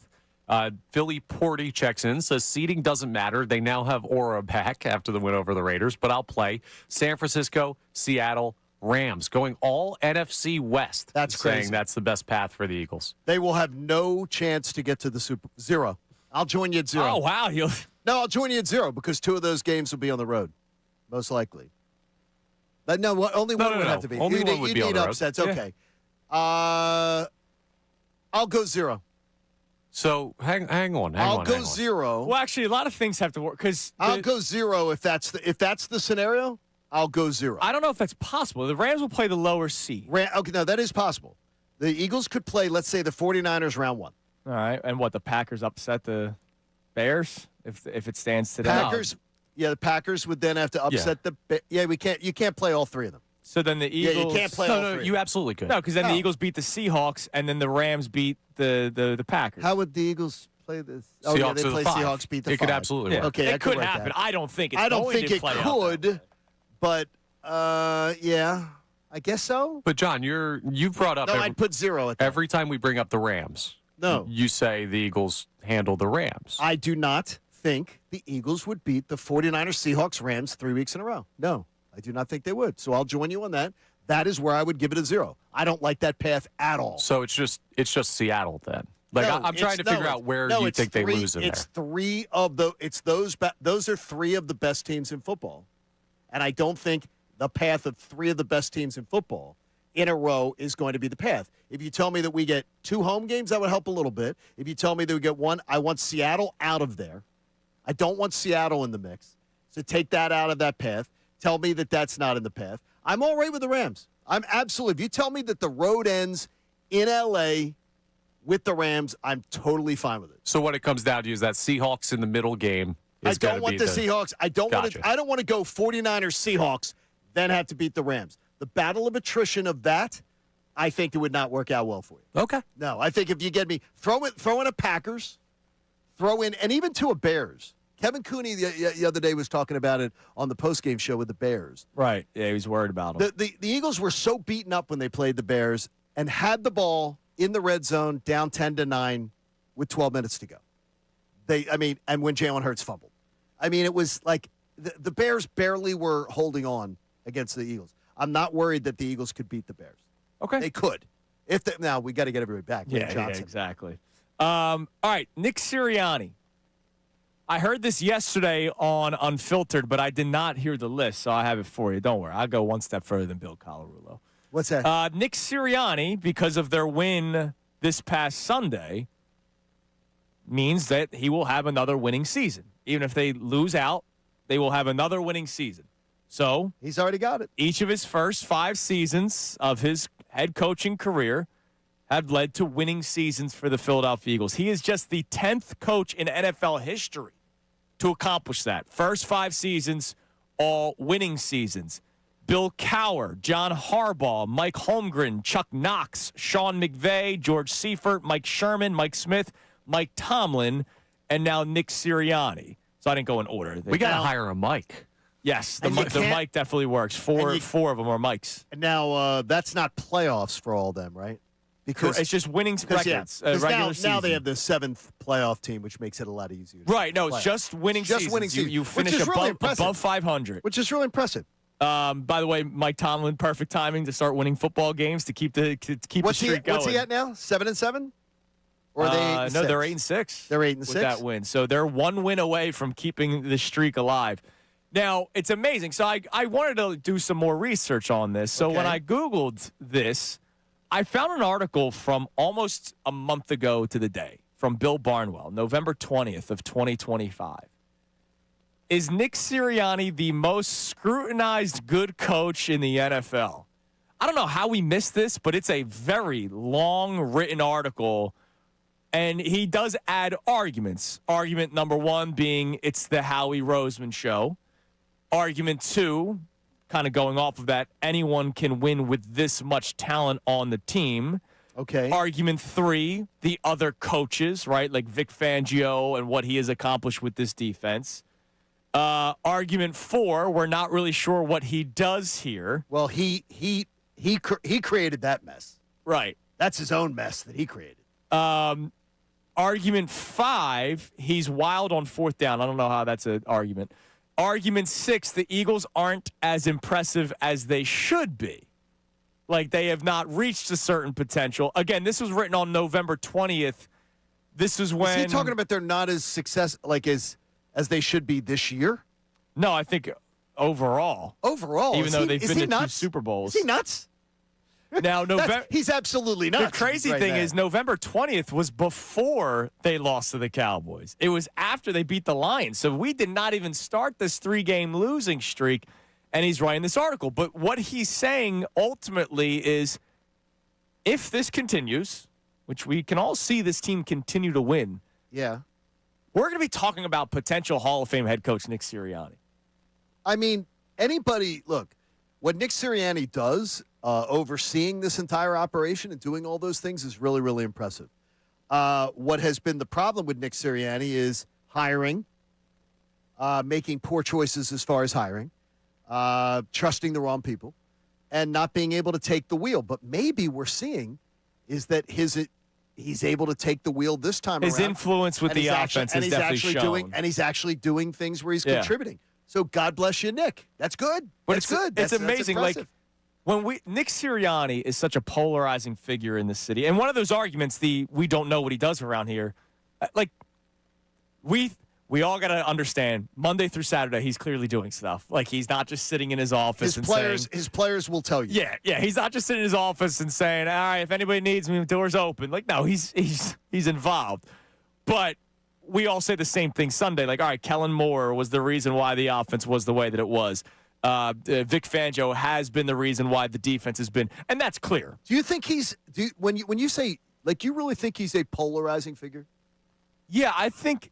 Because when I think polarizing figure, I would think it is, like, I think Rob Thompson's a much more polarizing. Much more. Like, to me, if I was just to compare it, I think he's much more polarizing. There are people that, like, hate Nick Sirianni. Oh, no, there are. I just look at it as, like, on the scale, though, of, like, polarizing. I think most people find him there's a lot of people that find him incredibly frustrating. The reason why I'll say Sirianni more than Thompson is because Sirianni's won. Right, like there are people that that's why I find Thompson far more frustrating. Yeah, but in terms of polarizing, there are people that go, why do you hate Nick Sirianni? He's a Super Bowl champion head coach, 2-time NFC champion head coach. And then there's people that will then say, yeah, but they win because of this. They win because of that. They don't win because of him. I go the opposite way because Sirianni's won. I think Thompson's more polarizing. Yeah, I do. Because oh, really? Okay. You're working on theory. Because he never wins anything. The people who are pro-Thompson are like, you can win with him without the definitive proof. He did. He won a pennant. You can't say he didn't win anything. Okay, he won he had his team got hot for 6 weeks. Yeah, they won a 6 week. He made a lot of great moves. No, he did. The buttons he pushed in that run were great. But let's not do revisionist history. It was a 6-week hot run. No, I got you. And they backed into the playoffs. They backed in, and if Milwaukee doesn't absolutely poop the bed, they don't even make the playoffs. The other years, all he does is win 90 games with a great roster that should win 90 games. The amount of money they spend, they should be a 90-win team. You're supposed to win in October. That's when a manager shows. That's when you win. I don't applaud a manager with this roster winning 90 games. If I say Nick Sirianni could go down as a Hall of Fame head coach, what's your reaction to it? He's the greatest coach in Eagles history. 610-632-0975. I mean, it's amazing because every year he's one of only how many coaches to accomplish certain feats. It's unbelievable.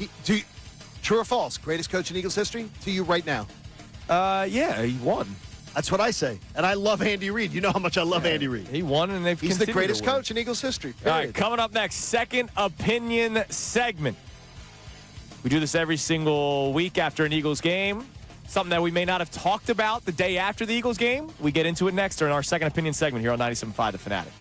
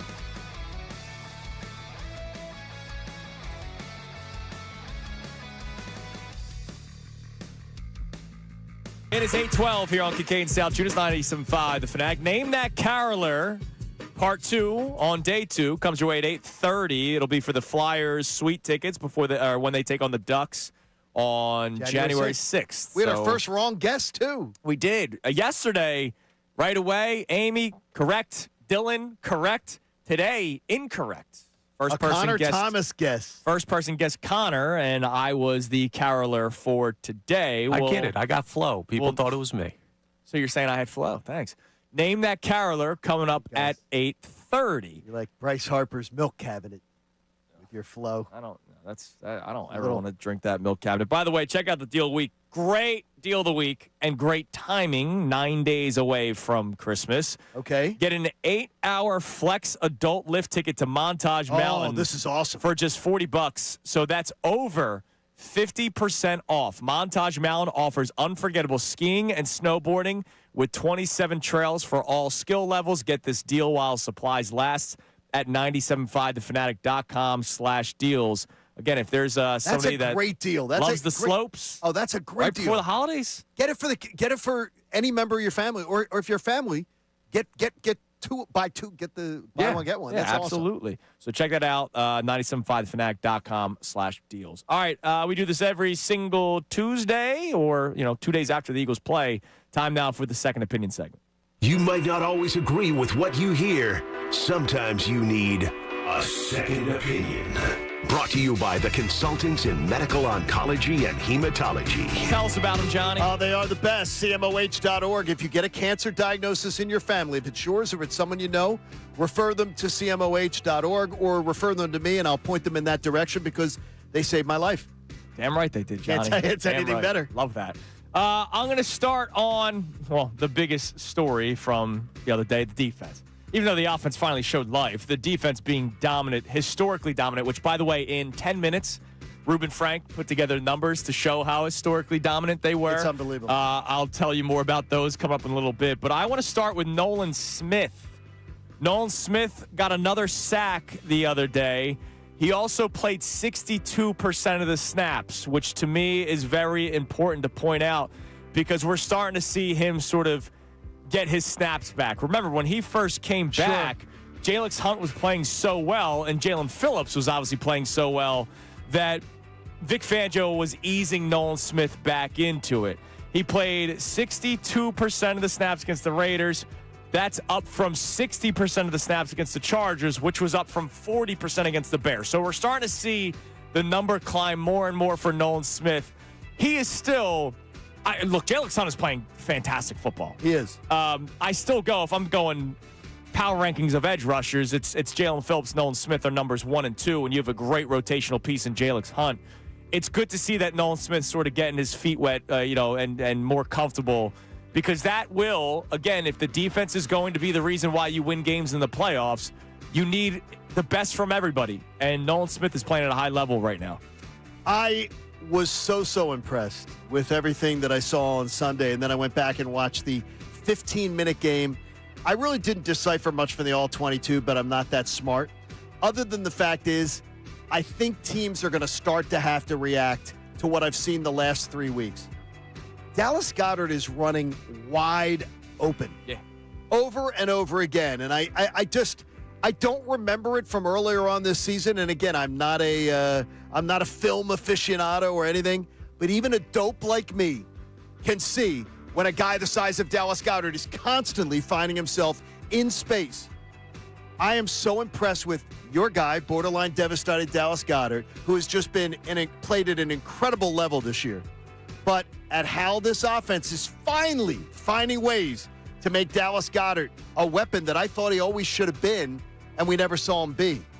I'm figuring that this is going to lead to big opportunities for Devontae Smith and A.J. Brown coming up because, hey, it's a frequency league. Everyone's going to try to shut down Dallas Goedert soon, and when that happens, it's going to help your running game even more, and it's going to help those two wideouts. All right. Love it. Connor? I'm glad you guys went with two names that are some of the bigger names on the team right now, because I'm going to go with, after a blowout win where we pretty much lauded everybody, a guy that long snapper? No. Damn it. No, even though that's an important part. I'm going to talk about Darius Cooper for a second. Really? Yeah, caught 2 targets for 29 yards. Also drew a pass interference that could have been a touchdown if he wasn't tackled on the route that he was on. This is a dude who was like one of the last guys to make the team. An awesome story out of Tarleton State. Then he gets banged up, and that sets him behind the 8 ball. But lately, he's been slightly more involved in like that Johnny Wilson-esque type of percentage role after he goes down. So one thing that look, a guy like Darius Cooper needs to do everything to stay on the field. Yep. Right? To your point, the Eagles have missed. Nick Sirianni loves having the bruiser receiver. Johnny Wilson, to your point. Who was the guy he brought from Indianapolis? Zach Pascal? Zach Pascal. Well, he was blocking a lot. Zach Helped Pascal a lot. Hey, you're a wide receiver, but we're not asking you to be a wide receiver. So to your point, Connor, a guy like Darius Cooper, who had 0 targets. Jahan Dotson had 0 targets. Yeah. Maybe Darius Cooper can find his way on the field because maybe he does a little bit more for the team. And I'm not telling you like this guy's the difference between the Eagles winning the Super Bowl or not. No, right. But for a kid that came out of college undrafted, makes the team here and out of like a non-power conference school, it's really cool to see him making impacts, even if it's just the Raiders game and it's a drawing a pass interference. He's having himself a rookie year in the NFL that he should be proud of. And that's something that the little things can make a big difference. I got to tell you, too, it's a flaw of mine. The minute I hear those stories of, like, Cooper and things like that, I tend to roll my eyes a little bit going, oh, it's a training camp story. It's something that... Oh, yeah. Paul the Burner and then he ends up being something. This is great. Yeah, no, it's awesome. Good. All right, good job, Connor. Also, we did not tell us one more time about CMOH. CMOH is the best. The consultants in medical oncology and hematology, you can count on them if you get that cancer diagnosis in your family. They are the best. Connor, we did not do headlines, which would have been brought to us by who? Our friends over at Lundy Law. For over 70 years, Lundy Law has been fighting for injured people. If you need them, remember the name Lundy Law, your injury lawyers. Visit LundyLaw.com. That's LundyLaw.com. Now, maybe the most important thing in this segment, other than your health, there is a bagel debate going on our YouTube chat right now. Dawood had a cinnamon raisin bagel this morning. He believes that's a top 3 bagel. It is.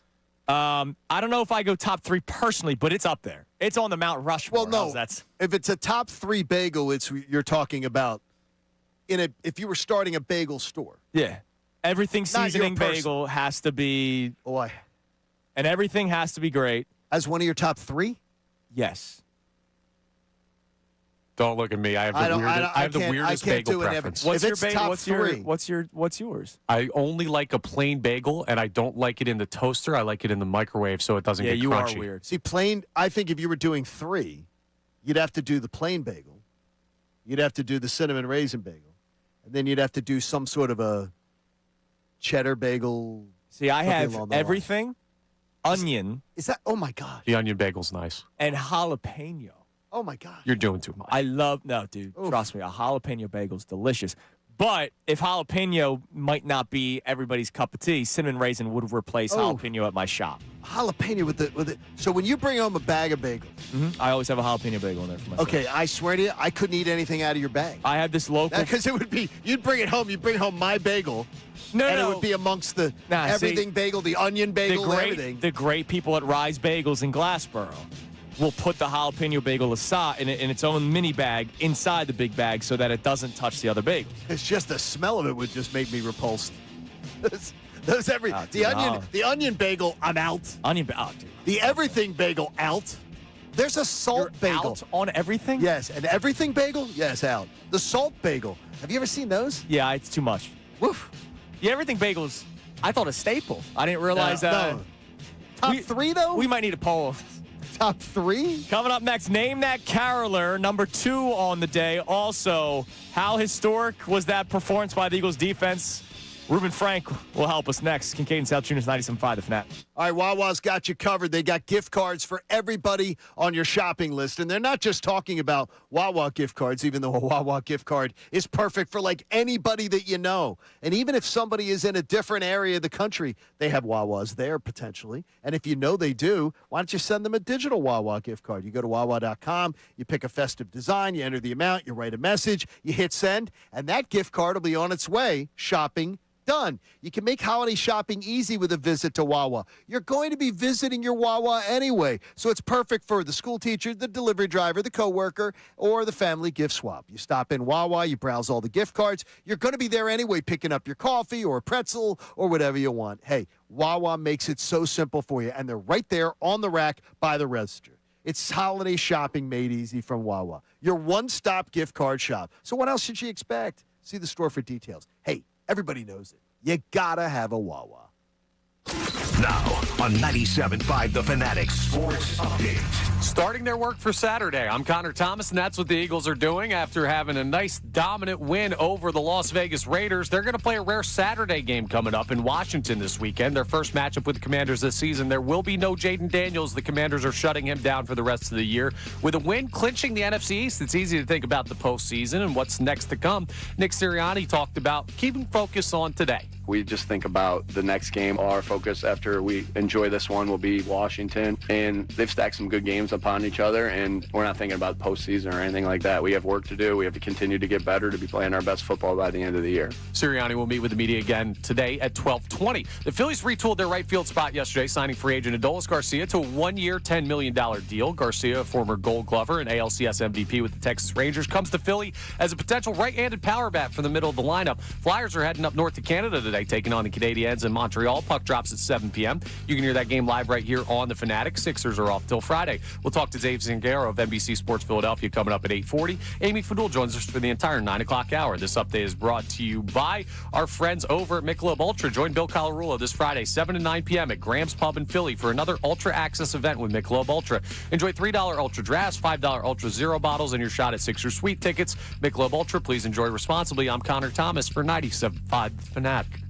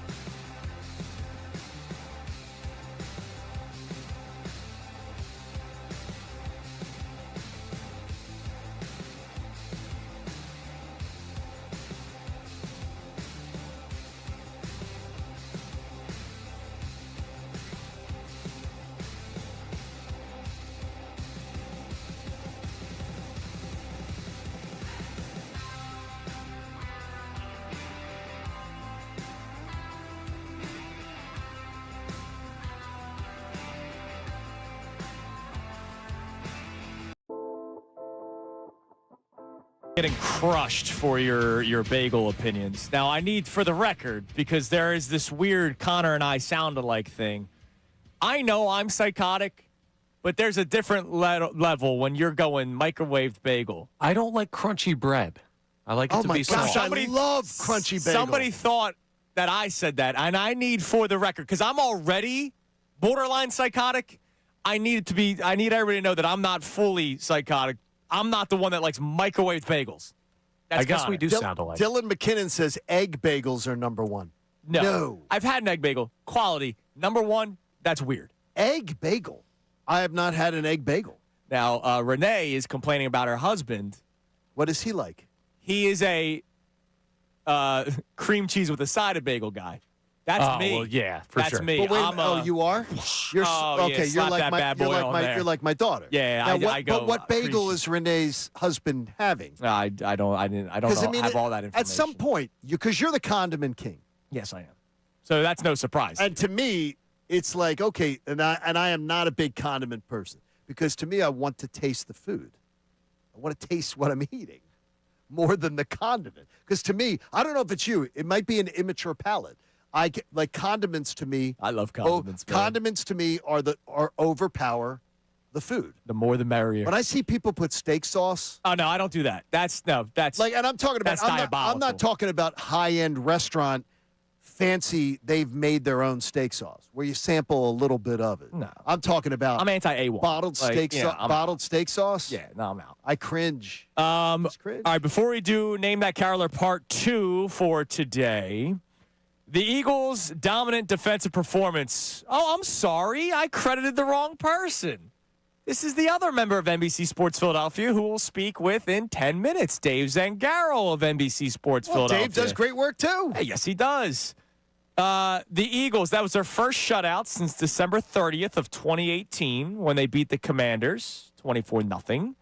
This was the Eagles' largest margin of victory in a shutout since December 16th of 1990, when they also won 31-0 over the Green Bay Packers.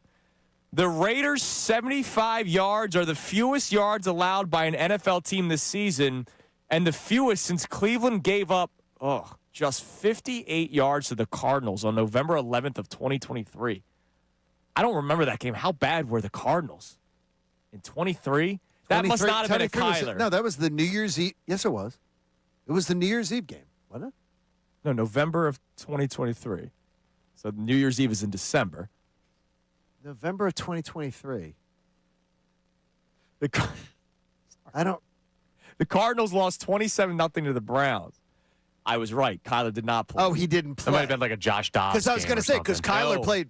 It was that Clayton Tune. Oh my gosh. Yeah. Okay, because he came back and played the Eagles in December. Clayton Tune. Oh, my gosh. In that game was 11 of 20 for 58 yards, sacked 7 times, and threw for a whopping 58 yards. Yeah, my gosh. They were still good enough to come back and beat us on New Year's Eve. Yes. Well, it wasn't Clayton Tune. Yes. By the way, the Raiders' 75 yards of offense are the fewest the Eagles have given up in a game since they gave up 49 yards to the Chicago Cardinals. Yeah, that was December 4th of 1955. So a historic, dominant defensive performance by the Eagles. That's amazing. This past Sunday. All right, it is time now for Name That Caroler Part 2. So again, wait for the song to finish playing because we want every singer to have their moment. All right, it's like when you're at a play. You know, no pictures. All right, don't talk. Let the people on stage have their moment. This winner will get the pair of tickets to see the Flyers take on the Ducks, and you're sitting in a suite. January 6th at the Xfinity Mobile Arena. You can get tickets at PhiladelphiaFlyers.com for all the biggest matchups, theme nights, and rivalry games. So, Connor, who is caroler number 2? Chestnuts roasting on an open fire. Ah, not bad. Jack Frost nipping at your nose. Yuletide carols being sung by a choir, and folks dressed up like Eskimos. You need a cigarette and a glass of whiskey. Not bad, whoever that is. Whoever that is, Not bad. You need like 1 or 2 cigarettes. Just do the Harry Callis, get a couple in you, and then you got the voice will really come down a little bit more. Because that Eskimos part just needed to be brought down a little bit. I still think that's the best. I think that's the best effort, whoever that is. I think it's the best effort I've heard so far. Well, no, Dylan's was the best. Well, Dylan's made me laugh. Dylan's made me laugh the most. So 5th caller, 610-632-0975. To name that caroler, 610-632-0975. 5th caller, if they name that caroler, they will win the pair of tickets for the Flyers-Ducks game, January 6th, Sweet Night. You'll also be in the running for the $100 gift card to the Harvest Seasonal Grill and Wine Bar. Get the gift of healthy indulgence with a Harvest Seasonal Grill and Wine Bar gift card for everyone on your list. Purchase them online at harvestseasonal.com or pick them up in person at any of their 8 convenient locations in PA and New Jersey. We got Riley. Let's go to Riley. Riley, can you name that caroler? That's Connor Thomas, my man. That is correct. Good job, Riley. Connor, that was good, man. Thank you. I appreciate it, guys. Connor, I'm going to put you top of the leaderboard right now. Yes. I think that was excellent. Listen, I think it was an excellent job. Half of Salciunas' song was DMX, so X has to be 1. I'll take 2. You're getting a lot of love on the YouTube chat. I'm not Thank you, counting. YouTube. X doesn't get any. Noel gave you a my bad, Connor. I was unaware of your game, unfamiliar with the game. The old Shaq line. I think you did a really good job. Appreciate that. Good work. I just want to get the people tickets. That's all I want to do. Now, of course, that was take 2. Yeah.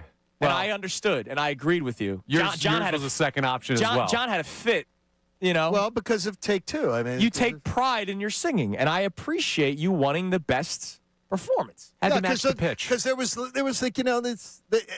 I don't know why you were so upset. Matt had done a nice job of putting these things together, and but it's like, well, I don't like it, so we're going to do it again. No, it was not Connor's voice. It was the instrumental that did not pair well with the voice at all. Which I think the audience would have found even more fun. That was my issue. They would have found it funnier and more fun. And by the way, having heard both, getting to hear them both options, I think the audience would have found the originals funnier. Yeah, but I will say this. Maybe there was a woman driving in her car right now and said, who's this Connor? Well, no, I agree with you on that. 610-632-0975. I agree with you on that part. I think the audience would have found both of your versions funnier with the original. Which is why I switched to DMX. Find Connor at your local karaoke bar soon. And Please do not. Connor, what's the bar where they do the karaoke with a live? I always ask you this. With Living Her Friends. Oh, yeah. Fergie's, I believe, is where they do it. Where they have a live band karaoke. She's a great national anthem singer. You could carry. She is. You could carry your own. That was one of the worst performances ever. Good job. I think because she tried. Like everyone brings up the Roseanne. I get it. She was horrible, but like Fergie tried and sounded horrible. I think she may have been served beforehand. Coming up next. Great lady, brother. Dave Zangaro. We just read a bit of his article from the historic defensive performance by the Eagles. Does he believe they found something with the offense over the last 2 weeks? It is Kincade and Salciunas, 97.5, The Fanatic. My friends Dan White and Associates.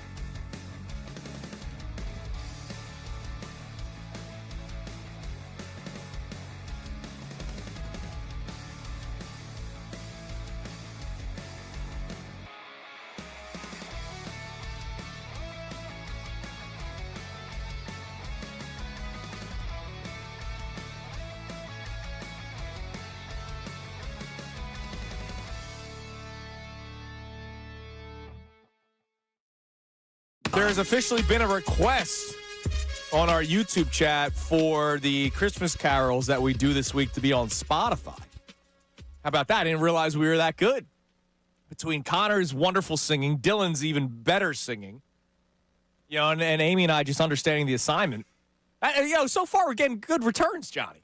I think that every one of them has been a fantastic effort so far. It's been a lot of fun. Really good. It is fun. Just wanted to do something different this holiday season. As we are 9 days away from Christmas, I hope those who celebrate had a nice second night of Hanukkah last night as we have entered the holiday season here in the month of December of 2025. All right, joining us now on the Comcast Business Hotline.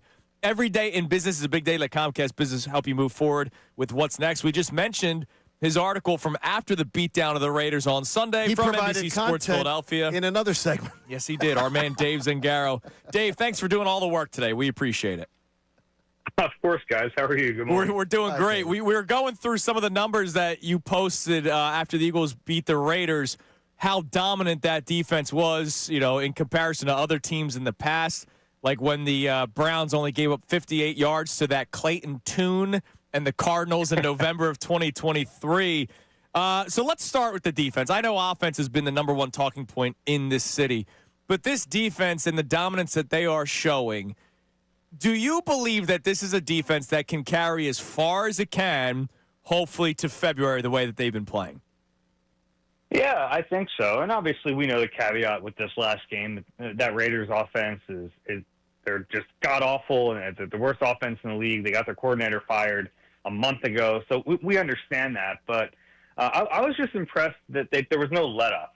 They were so aggressive in that game defensively. Sometimes you see when there's a big lead, defense will take its foot off the gas a little bit. I think there's a natural tendency to do that. And we didn't see that from that defense. I think they're starting to kind of fire on all cylinders right now. And this is without Jalen Carter, who is expected back within the next few weeks, at least going into the playoffs. So, I think this defense is a championship caliber defense. And there were some major questions last year. They lost some really good players that they weren't able to bring back, but they've just been playing at such a high level now. Up front, they're starting to get that pressure. And, you're going to get pressure against some of these offensive lines, but I think confidence carries over too. And, I think right now defensively, they look really, really good. You have a lot of confidence in that side of the football. What is the most promising thing that you've seen out of this offense the last 2 weeks?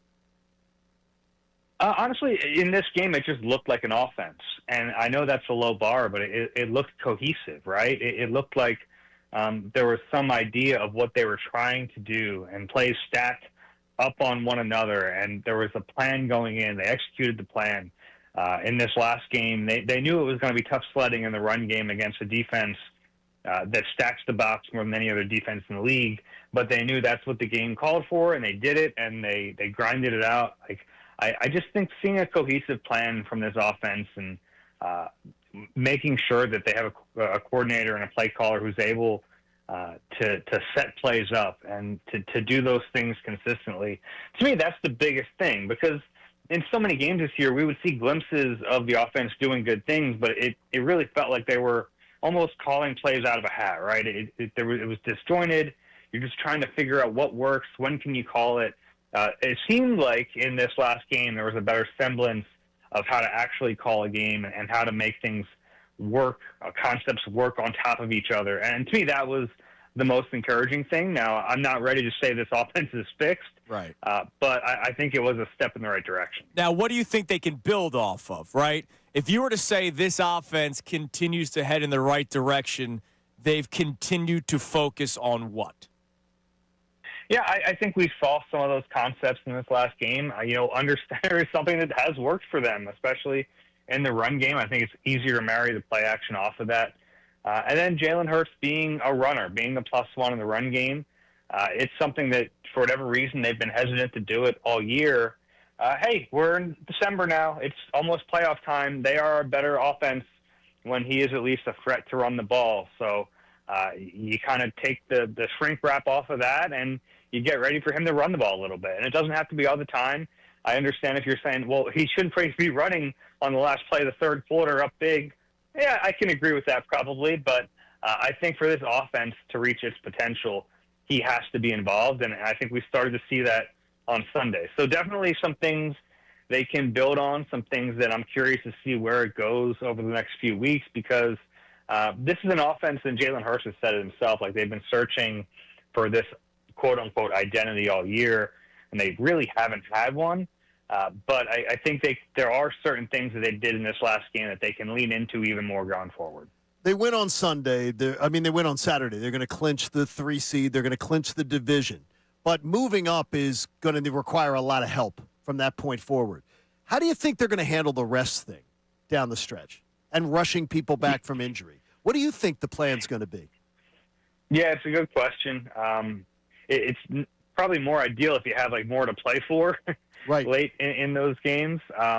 Yeah, so we'll see how they do it. You obviously have to play in this game, so that leaves you with 2 left. I don't think they're going to rush anyone back. If we're talking like Jalen Carter, you're not going to put him back on the field unless he's good to go. Lane Johnson, I think the natural timeline is in the next few weeks. I don't think they're going to rush him back either. I don't think they're going to rush anyone back, but you certainly don't do it when you're in a good position. I don't think they're going to rest everyone for 2 weeks, if that's what you're asking. I mean, I think that there will be something to play for, even if it's a slimmer chance than you'd like in Week 17, and then we'll see when they get to Week 18 what the scenarios are looking like. But it could be a good thing to get a little rest in that Week 18. It's such a big advantage for teams to get that 1 seed, and part of that advantage, aside from home field, is that you get a week off to rest and to get healthier. And I think there are certain positions that could use that rest. Certainly the offensive line has been banged up all year. So we're getting a little ahead of ourselves. But, if you get the Week 18 and you're able to rest a little bit, I don't think that's a bad thing. Dave Zangaro of NBC Sports Philadelphia joins us here on the Comcast Business Hotline. Now, speaking of the playoffs and getting closer to it, a topic that we have on the table today for our audience, and I know you're much more closer to the Eagles because you cover them for a living, but how do you balance or weigh maybe the flaws of the Eagles versus the flaws of other teams in the NFC that will be in the playoff picture? Do you value one more than the other, or do you just sort of say, hey, the Eagles got to take care of themselves before I start looking at what other teams are dealing with? Yeah, well, I mean, just generally, you look across the NFL this year, and it's kind of been a weird season. I think sometimes we get so hyper-focused on the team in town, and that's not wrong. I mean, we're watching one team and we're seeing how they're performing, but it's been a weird year.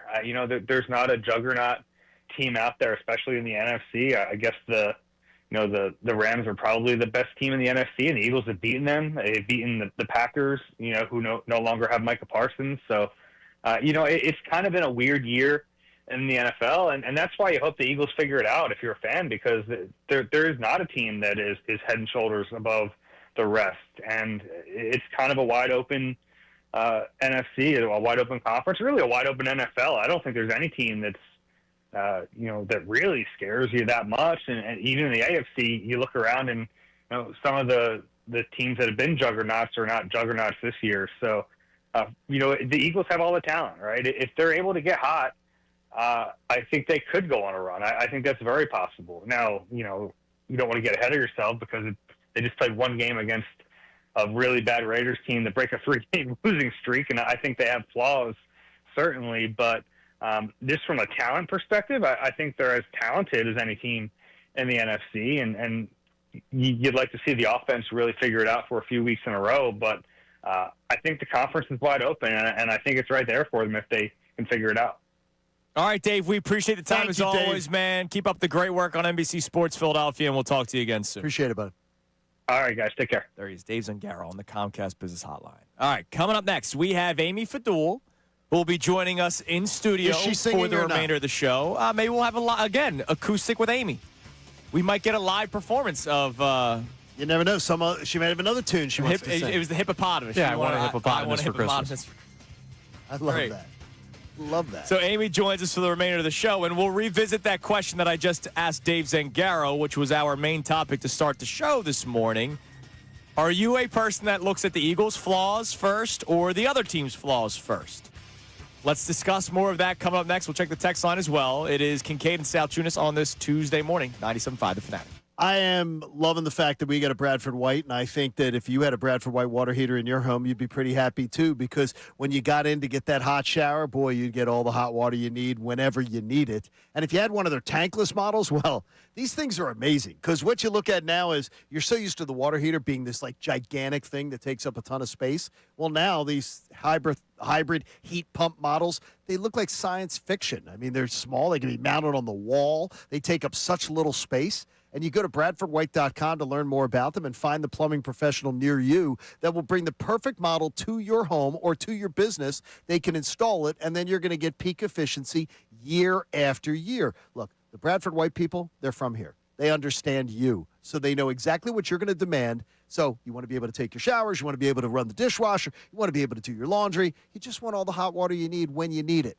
They want you to be able to stay comfortable and content. They know you want a Bradford White. So go to BradfordWhite.com to learn more today. Find that plumbing professional near you, because how you heat your water, it really does matter. Choose my friends at Bradford White. Now on 97.5 The Fanatic Sports Update. Building on the win, I'm Connor Thomas, and that's what the Eagles are trying to do as they turn towards their Week 16 matchup. Build on that win over the Las Vegas Raiders. Now, they'll play a rare Saturday game down in Washington, so a bit of a short week. No Jaden Daniels for the Commanders in this one. He's been shut down for the year after multiple issues with his elbow. But with a win clinching the NFC East, Nick Sirianni talked not about the postseason, but just trying to stack good days. Yeah, we're just trying to play a good game next game. Like, I know that's boring, guys, but I'm not really thinking too much like where it's going to go. We're just looking to stack days upon each other, stack games upon each other, and we'll look to repeat our success that we had today next week. Sirianni will meet with the media again at 12:20 p.m. today. The Phillies retooled their right field spot yesterday, signing free agent Adolis Garcia to a one-year, $10 million deal. Garcia won a Gold Glove in Texas, ALCS MVP in Texas with the Rangers. Comes the Philly as a potential right-handed power bat for the middle of the lineup. Flyers are north of the border tonight, taking on the Montreal Canadiens. Puck drop is at 7 p.m. You can hear that game live here on the Fanatic. Sixers are off until Friday. Amy Fadul joins the guys coming up next for the remainder of the show. This update is brought to you by Supersure. Do you own a small business? You need to hear this. A seismic shift is coming. It's time to get Supersure. Not kind of sure, not pretty sure, but Supersure. Coming soon. I'm Connor Thomas for the home of the Sixers, Flyers, and the best birds coverage, 97.5 The Fanatic and 97.5thefanatic.com.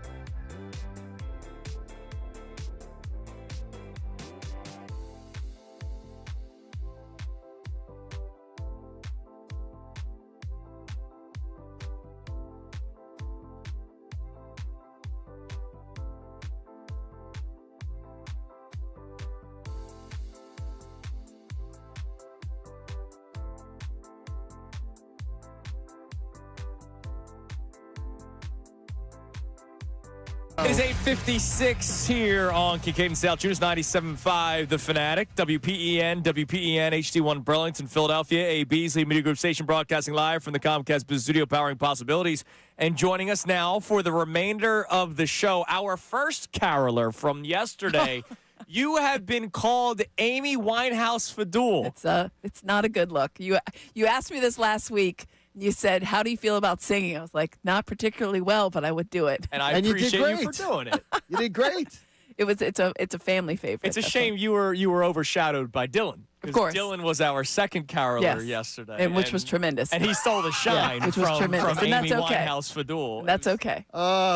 Amy Winehouse Fadul. All right, we'll check our text line here momentarily. But Amy, I want to get your thoughts on our topic this morning. So yesterday during post-show headlines, John asked me a question about, like, if I were to pick the path for the Eagles to get to the Super Bowl, who are the teams that I want to face? And his reasoning, a lot of it was, look at this team and the issues they have. Look at this team and the issues they have. So last year, we were having similar conversations, literally 1 year ago today. Yeah. And I was hey, look at what the Lions are dealing with. Look at what the Commanders, that team's not real. Look at this team, look at that team. Because I was so confident in the Eagles. Right. Because the Eagles had that ground game and that defense, and I knew that if they had to throw the football, I thought that they would be able to throw the football. A lot of people needed to see it. I didn't need to see it because I thought the best thing was to not throw the football with the team that you had last year, and it worked. And so that's why last year I was like, yeah, let me look at the other team's flaws because I feel so confident in the Eagles. I don't feel that way this year. I don't have that confidence with the Eagles, which is why I'm not like John again this year. I'm not looking at what the Packers have going on with Micah Parsons and his injury, Devontae Adams and the injury at the Rams. I need to worry about the Eagles figuring out their own crap first. Where do you fall on that? That's funny because when you mentioned it last year, we all did that because your house was so solid. You didn't worry about your house. Now you're looking at your neighbor's houses to make sure everybody on the street, we can take that house. Yeah. And I didn't worry about the passing game because it came after that Steelers game. Remember, they were like, we're going to pass the ball. And I thought, of all the teams, maybe they'll do it against that one. And they did. They threw all over that team. So there wasn't any concern. You didn't have to compare yourself to anybody because there was nothing to really compare to, right? Now, if you tried to compare yourself, you're going to come up short in every aspect. And that's where I think my problem lies is let's pick the Rams. Okay, quarterback play. That goes to the Rams. Defense goes to the Eagles. But it's closer than you might think. Oh, it is close. Yeah. Secondary definitely goes to the Rams, in my opinion, as a whole. But, the front line, I think that goes to the Eagles. The linebacking, I think that goes to the Eagles. So it's probably a bit of a Eagles maybe, but it could be closer than you think. Coaching. Sirianni beats him every time. He does. His team beats him every time. But I don't know.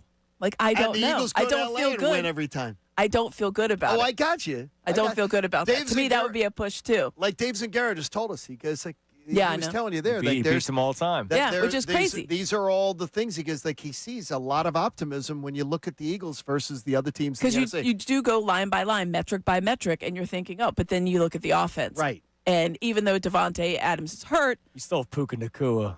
And a quarterback. Again, with all due respect to Jalen Hurts, because I know people get very weird about it, Matt Stafford can throw the football. And to all route trees and you name it. Right? How has he thrown it against the Eagles? The Eagles have done well against Matt Stafford, though. I mean, it's going to counter it with when the Eagles play Matt Stafford. I think he's moved the ball against them, though. He does. Yeah. Yes, he does. It's not like it's... That to me is like the most even when I think about I think the Rams are like a pretty legit team. I look at them and think, well, that's a legitimate Super Bowl contender. How do the Eagles stack up? They were getting on the plane for the NFC title game, Eagles traveling to the Rams. Would you look at it as more of a coin flip, or would you look at it as slightly like 60-40 Rams? I'd look for a coin flip for me, just because of the way that's what I would say, too. Rams minus 1.5. Yeah, something like that. Yeah, I mean, that's what I'd be looking at. Oddly enough, they played terrible when they played the Chargers, but apparently a different stadium in L.A. And again, different uniform across the way. They played terribly, and that game was in overtime. Right. You know what I mean? It's like even when the Eagles played these terrible games, like the Bears, people talking about the Bears. Well, you don't want to play the Bears. The Eagles had, again, the ball was in the red zone. Yeah, they had 12 minutes to go, and they were down 10-9 in the fourth quarter. Yeah, the Eagles had played terribly. Lions, obviously, they beat them. So it's very interesting when you do try to do that.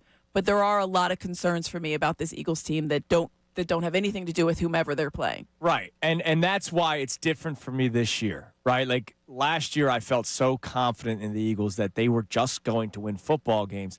Now I'm sitting here going, all right, how could they lose? Or what has to happen for them to win? I remember last year, we had a lot of callers last year that would say, I'm just waiting for the other shoe to drop. And I would say to callers, what if there's no shoe? Like both shoes are physically on. They're on, totally fine. Or the guy only has one shoe. He's the caddy from Happy Gilmore, right? Like he only has one shoe.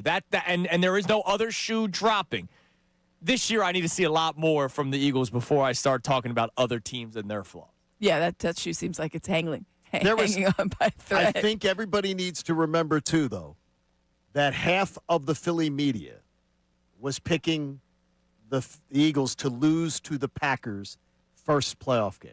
I still don't know how that has anything to do with I'm just saying to is Oh. no, I'm saying is no. I don't What remember I'm that at talking all. about is there was a lot of doubt about the Eagles going into that Packer game last year. Really? That the Packers were dangerous, and I didn't see it. I was on different shows. I didn't see it. I did not see But it. I did not hear I don't know how what that No, but I think it means for as I far as believe you. the confidence level of the fan base is being last year at this time, the confidence level was not, you may have had a confidence level. The confidence level in this town was not this rubber stamp. We're right. going to the Super Bowl. By no means possible. Yeah. After the Packers game, We it were was. pom-pom shaking. I mean, for the After the Packers, to me, Packers game, it Packers was. The Packers had no wide receivers going that game. I'm like, why is everybody afraid of the Packers? That's why at halftime I tweeted out that the game was I don't over. remember that at all. I'm like, they had no wide I receivers. have my green color glasses. And I don't like it, and they still made it it was a 6-point game with 5 minutes to go. That game was over at kickoff. As soon as you forced that maybe fumble. Yeah, the maybe maybe that they're fumble. still upset about. They're still upset about it, by the way. What do we got on the text line Into a about special- our topic? Do you look at the Eagles' flaws more or the other team's flaws more?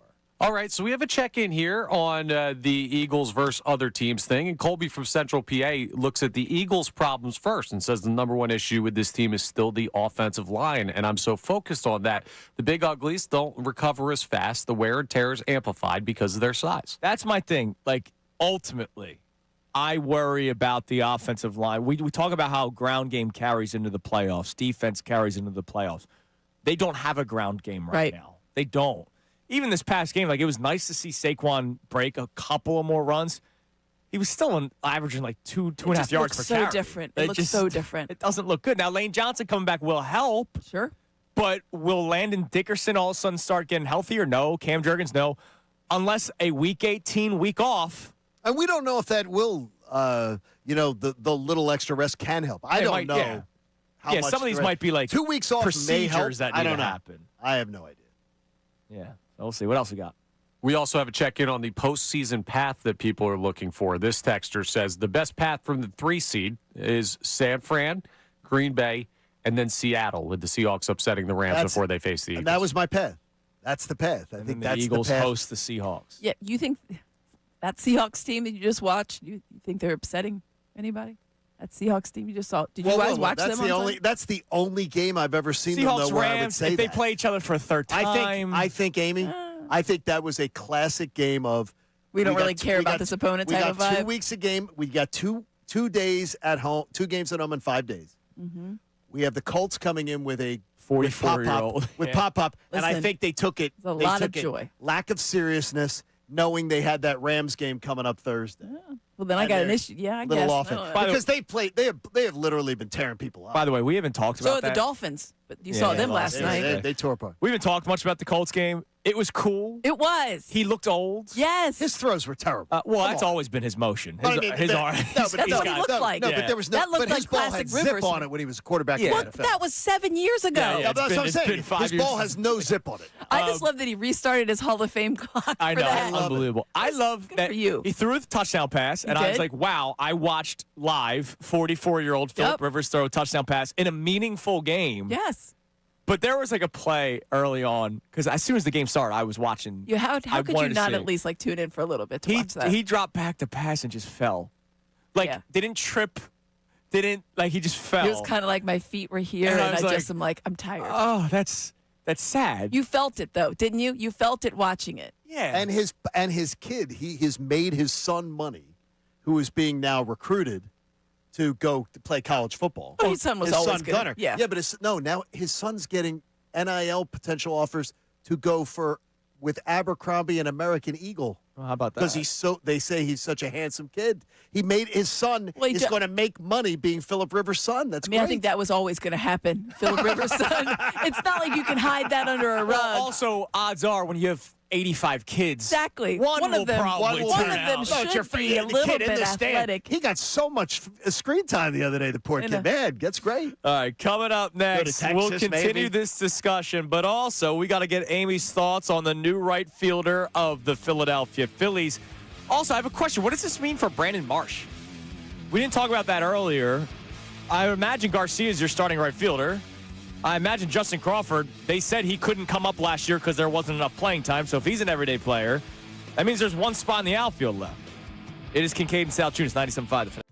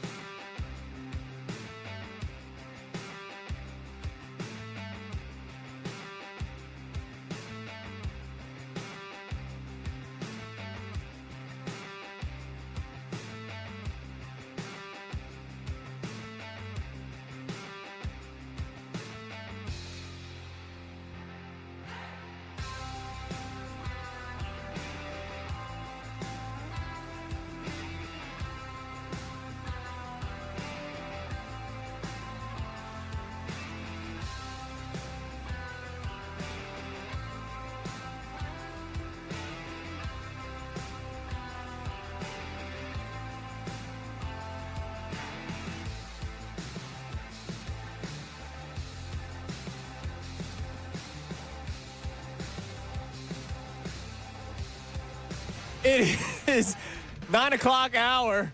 I just told John something horrible. That is the worst story ever. It's something that we cannot talk about on the air. I would love to, but we can't. Cannot. That's the worst story ever, Connor, though, for a parent. I'll tell you during the break. I don't know if I want to hear it. No, it's fine. It's not dirty. bad. It's just a bad. It's a bad sadness. parenting It's of a someone kid- else's parent. Yeah. Childhood sadness. Yeah, I'll tell you during my the commercial. gosh. I said it with 5 seconds left in the break. Oh, and I literally grabbed my head. I'm like, Yeah. oh my gosh, that's terrible. Yeah.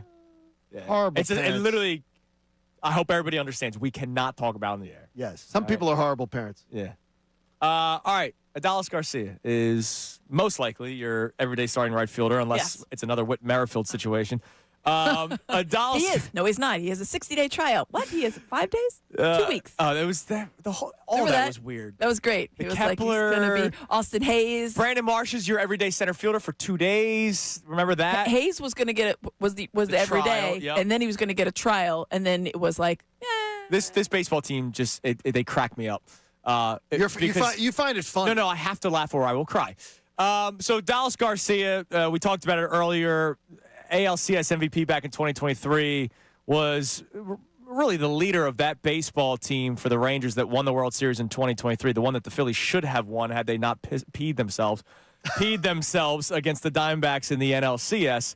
But Adalis Garcia now your starting right fielder. The offensive numbers have plummeted the last 2 years, but he is by far I would say your best fielding outfielder, period. No question. Like, period. He's a fantastic defensive player. He's better than Marsh. He's better than Rojas. He's better than Crawford. He's better than what Castellanos was. Is he better in your mind than Bader? what we saw out of Bader?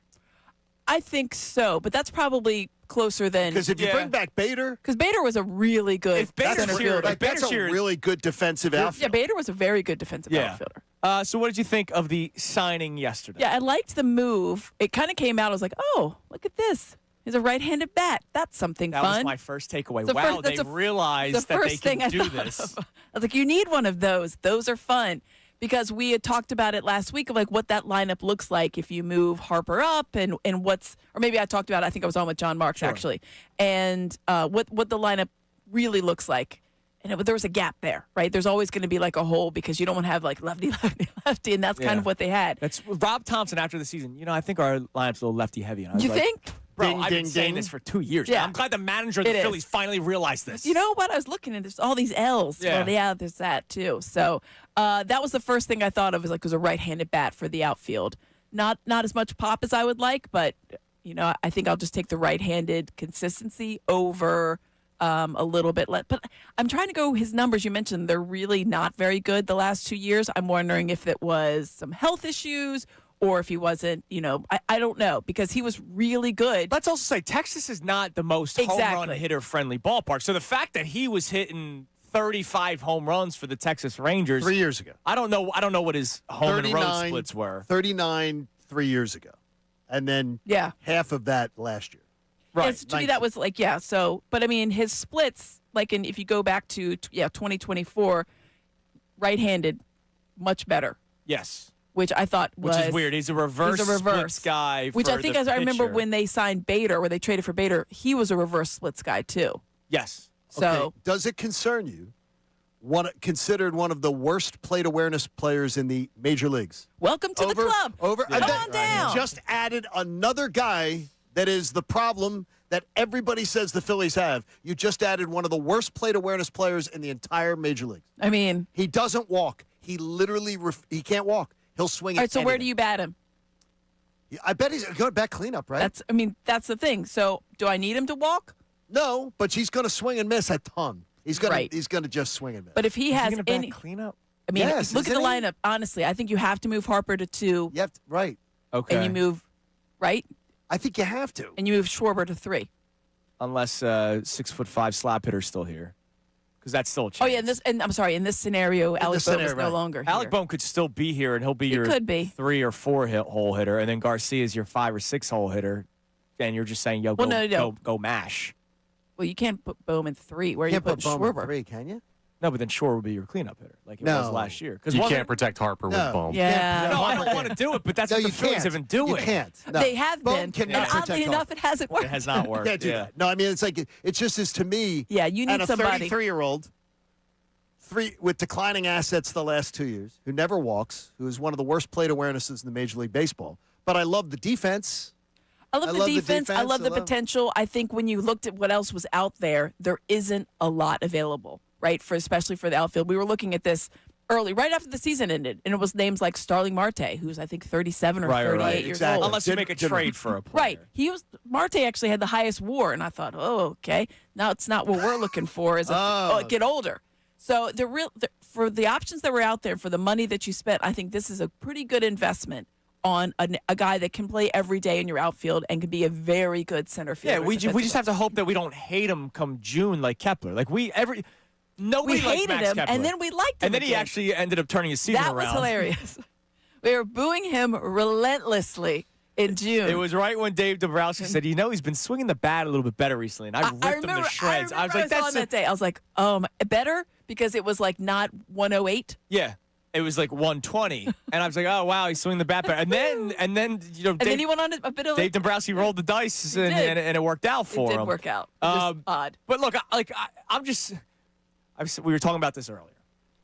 Dave Dombrowski realized he can do two things by signing Adolis Garcia. Thank you for YouTube pointing that out. By the way, the Rangers broadcasters do not do that. Right-handed bat. Is this like when it's like Placido Polanco and Placido The Polanco Rangers broadcasters, or Freddie Galvis? Because yesterday, that's exactly what I did. As I went to the Rangers broadcasters thing, and they seem to do it any one of three ways. Well, it's like Moro Jomo. Yes, exactly. But on Pro Baseball Reference, it's Adolis. Yeah, but anyways, bottom line is they realized they could do two things. They could sign a right-handed batter, and they can also sign somebody that doesn't look like the rest of the team. And I think that's important. I stand by it. I need somebody with energy. Obviously, you can be white and have energy. But I saw a baseball team last year. You've got great energy, and you're sparkling white. I saw a baseball team last year that was way too business. Every day it was, we got to get back. We got to get back.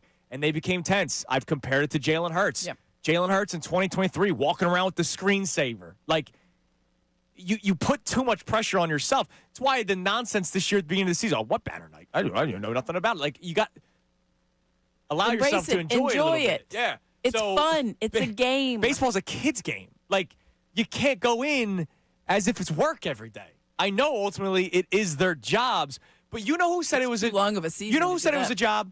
Anthony Rendon. Oh, and how's he doing? Oh.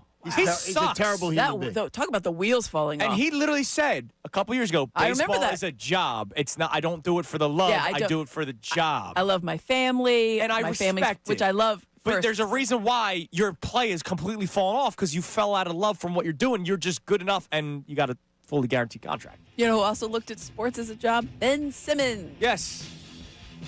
He liked what the job provided. Sure. Lost, it sucks. I am who I am. He sure loved the everything that he got from the job. Yes, he did. That's a trifecta right there.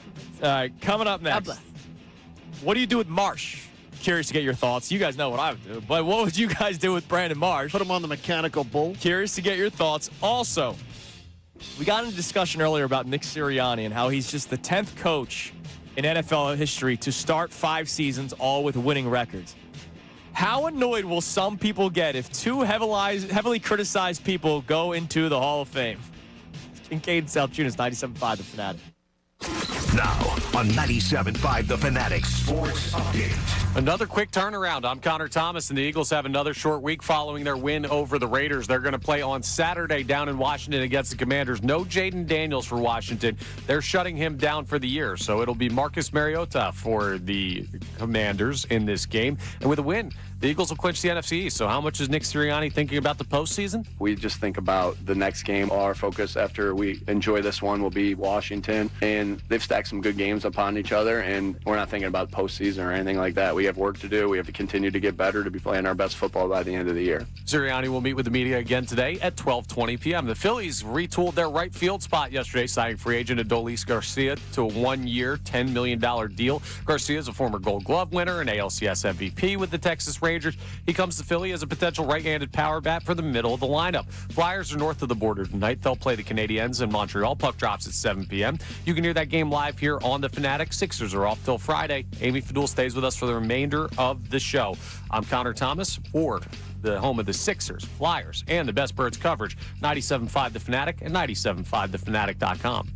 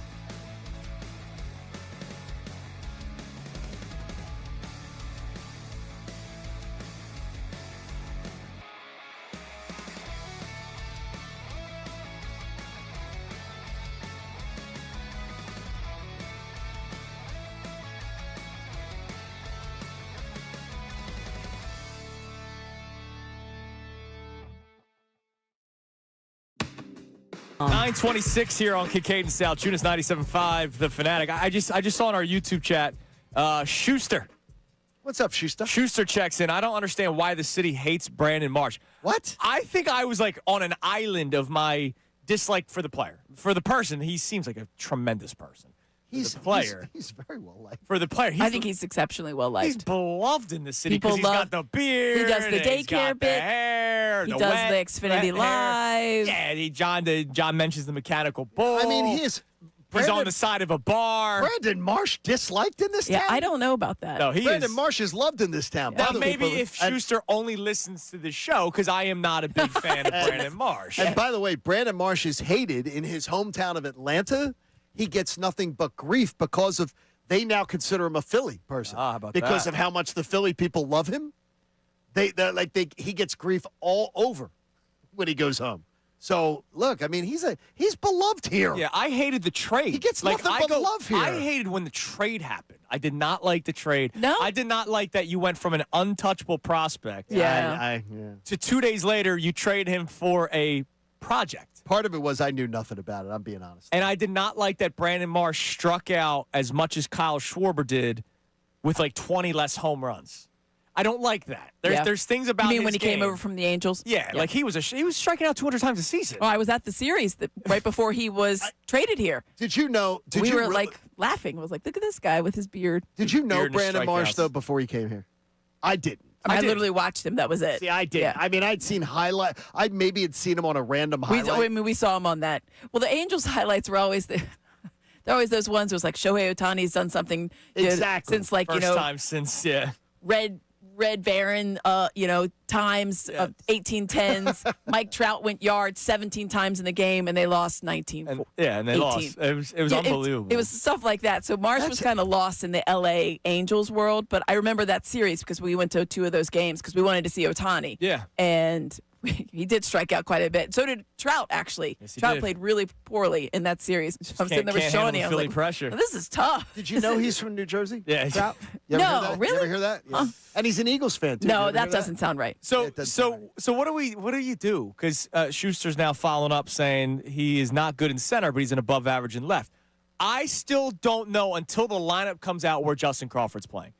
I have heard he's destined to be left field. I've heard he could be the center fielder. From baseball people, this is not I'm not telling you that I went to Lehigh to watch and the that Iron was the Pigs. thing because I went to several Iron Pigs games this year, and there was a couple of times where they moved him to left for that purpose because they thought if there was a chance for him to get up with the club this year or even next, that's going to be his best bet, right? Because they knew that they had a center fielder obviously this year. Or this meaning last year, and then the right fielder we know what the right fielder was. Right. So it was like, okay, well, he's going to be your left fielder. So they played him at left field, and that's not his natural position. He obviously had come up as a center. He's an outfielder. He's an outfielder. And all you have to do is watch one game of Crawford and realize he's 100% an outfielder, but he could certainly cover all the land very well in center field. I have no doubt about that. And the Harrison Bader story's not done yet. I saw the most recent report I saw was that the market's not necessarily where they thought it was, his camp, because people aren't awfully nice if he came back. They're not buying into 1 month of really, really good baseball to give him the contract that they want. Which I get. But I also saw something where somebody said if they sign both Schwarber and JT, which they already signed one, maybe the door shuts on the Harrison Bader front. But if you bring back Bader, he's your starting everyday center fielder. Crawford would be your everyday left fielder. Correct. Dombrowski literally said, I did not call him up last year because he was not going to play every day. Correct. And Garcia's your, right fielder. Starting right fielder every day. So now what? Now what do you do with Brandon Marsh? What do you mean, what do you do? You're already at the answer. Trade Step over the threshold. No.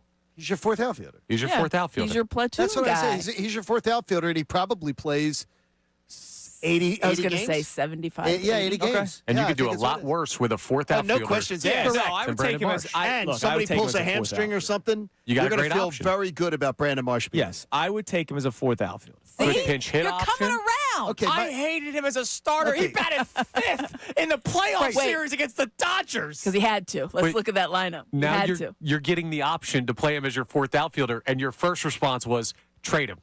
Exactly. He's an I don't want him at all. arbitration-eligible player that is valuable to this team. You're not trading What him. if you can get something of note for him? You're not Yeah, but getting what something of to note? vote number for. one What of overall note? prospect. What of note could you get for Bring a back guy that you consider a platoon? Bring back O'Hoppe. Redo the trade. Stop it. Stop. Stop it. By the way, my phone blowing up too with people going, Brandon Marsh is disliked in this Yeah, game? I think also like Because Brandon loved Marsh in is this loved city. in I this have no town. idea he what was Schuster's 0 been for following April. along. Remember that? 0 for April though. Yep. 0 for like 40 whatever it was. And to bounce back like He was batting under 100. It was like even when he went down, I think when he went down to the minors it was like 108. Yeah. To bounce back and finish at 280 280, is that's a hell of a turnaround. remarkable. Some And of a- us always believed. and a tremendous one of the things with Going Brandon down Marsh, on that ship, Connor. a tremendous guy, top of the railing, positive I energy appreciate for every that one of his aspect teammates. of it. For every one of his appreciate teammates, that. even when he's struggling, supporting the guy who was in for him. I have said one of Supporting those people. my favorite moments during this run from a non-baseball standpoint. After the Phillies beat the Marlins in 23, the 2-game wild card series, there was a moment at Xfinity Live where Brandon Marsh and Rob Thompson had a beer together. Remember, Marsh didn't play in any of those games. I remember. No. Because there was 2 left-handed, Sure. Luzardo Right. and I forget who the other lefty was for the Marlins in that series. But Marsh didn't play in any of those games, and they were still having a beer together. And I go, that's a good clubhouse guy. Like I will give Brandon Marsh that. Brandon credit. Marsh is a great teammate. So was Garrett Stubbs. He's a great teammate. Yeah, it's great. That's true. But one guy contributes. This is good. That's true. Hey, That's Stubbs warms up the pitcher when JT just batted, like, and he has to important. get the gear on. Yep. He always has his gear ready to roll. There you go. Amy, Nick Sirianni, do you know, is the just 10th coach all-time in NFL history to have 5 winning seasons to start his career. Just the 10th all-time to do that. Is there another 2 are active? 3, Tomlin, I know Tomlin's McVay, one. Harbaugh? Harbaugh. Yeah. Those were the I knew 3 Tomlin and other Harbaugh. I didn't know active. McVay. I mean, it's an incredible list to be a part of, right? It is. All those guys have Super Bowls. If this continues, I read an article from Bill Barnwell, came out a month ago, but I just saw it this morning when we were doing this topic, that he's like the most scrutinized and criticized good coach, right? Because he doesn't, and he laid out all the arguments, and it's all the arguments that we talk about. What do you do around here? All that kind of stuff. How crazy will some people be? I'm not saying this city. I'm saying outside. How crazy will people get if Sirianni and Jalen Hurts, if the success continues, make it to the Hall of Fame? I mean, it'd be hilarious because there's so many people that just think those guys are so average or luck of the draw Right. or they just. And I talk to people that are outside of Philadelphia quite often, whether it's family members or friends, colleagues in other cities, and they're just like, well, how do they win? I don't know how the sausage is made. I just know it's made and Right. it looks good when you roast it. They're very confused as a whole with the fact that Jalen Hurts wins games because on its face it doesn't look like he should win games. And I have those feelings sometimes. Let me ask you both the acid test and Connor too. How will you guys feel when Eli Manning goes in the Hall of Fame? Because he's going in. 2-time Super Bowl champion. I'm okay with it. He made the play. I think he made the playoffs 3 times. Like he was not a winner. Okay. He was. Is he Dan went to Marino in the Super Bowl or in the Hall of Fame? Yeah, but Yes. Dan Marino's, I think, 5 times the quarterback Eli Manning ever Sure. was. Like to me, Sure. Eli. But you're talking about winning. But I mean, not only did he not win all that often, he didn't look particularly good even when he did win. Exactly. But in the Super Bowls, he single-handedly took down the greatest quarterback of all time. Well, yeah. I know he didn't, but their team did. No, their team did. I mean, yeah, I just look at it and go, like, I look at Eli Manning and I'll say, that's a Hall of Fame quarterback I don't to me. disagree when with Eli you, goes all to the right? Hall of Fame, I will literally say, Really? okay, we've made it the Hall of very good. Because he's not he's like a So you don't think the Super Bowls get you no, over? Well, I mean, because he wasn't I think he's a 500 quarterback. Really? Like for his, I No, believe. Eli, No, he's above that. 366 and 244. He made the playoffs 6 times, winning the Super Bowl twice. There you go. That's Okay, not what is bad. his like his numbers though? Like, give me some of his numbers. Like as far as he has a lot of yards. A lot of yards. Yeah. What's touchdown? 57,000. What's touchdown interception? Oh, I'm sorry. That's a different. 366 to 244 was the touchdown Yeah, interception. what's Your record was 236, 234. So Yeah, you're he's a right 500 about quarterback. that. Yeah, okay. Yeah, I'm gonna say. I was like, first of all, how could he have played that many games? Yeah, I'm sorry. trying to do the I was math. looking, It I was blew my looking at the mind. wrong column Wait a on Pro minute. Football Reference. He's a 500 quarterback. Yeah, he's 500 quarterback. Like he's and by the way, he didn't play on god awful teams. He had defenses with him a lot of times, carrying his back. Who was his best wide receiver? I guess Odell or Victor Odell Toomer. Beckham Jr. Yeah, Monty Toomer was good. He had Plaxico. Shockey at tight end. Plaxico Burress. Okay. Is Rivers, he wasn't Rivers a Hall of Fame talentless, quarterback for you? Yes. Philip Rivers, yes, Lock. absolutely. Okay. Lock. His numbers aren't that much different. Yeah, and he did have Tomlinson. He did. He did have Tomlinson. He didn't. I never. Antonio Gates. Yeah. Who's that? Oh, yeah. Rivers. No, I was saying for No, I Gates. mean, I looked at Eli. I never watched, like I always say, I never watched Eli Manning and went, man, I am even watching one of the very good quarterbacks of all time. He doesn't scream that. I think You're right. also, like, here in Philadelphia, because we saw so many of the Eli faces over the years. Bitter beer face. It skews us It's a also little why bit. I hate them, because the Eagles would beat them all the time, and yet they won 2 Super Bowls. And I'm going, well, that sucks. When I watch Jalen play football, I would say when I watch Jalen play football and I watch Eli play football, Jalen's a better quarterback. I have more confidence that Jalen will get pull the game out than I would that if Eli was under center, which is crazy because he has obviously done it. Maybe it's the feet. I think it's just the face. Bitter Probably- beer. probably It was just bitter the beer Face face. is always confused. All right, coming up next, rapid fire with Fadul. Random topics that we have brought up at points during the show today. Also, one that I've not brought up. I told Connor about it before the show, and I told him he'd have to wait till 9:45. I saw one of the all-time weirdo gym bro behaviors ever yesterday. I need your thoughts on it. We'll talk about it next. Kincade Salciunas, Amy with us. The remainder of the show, 97.5 The Fanatic.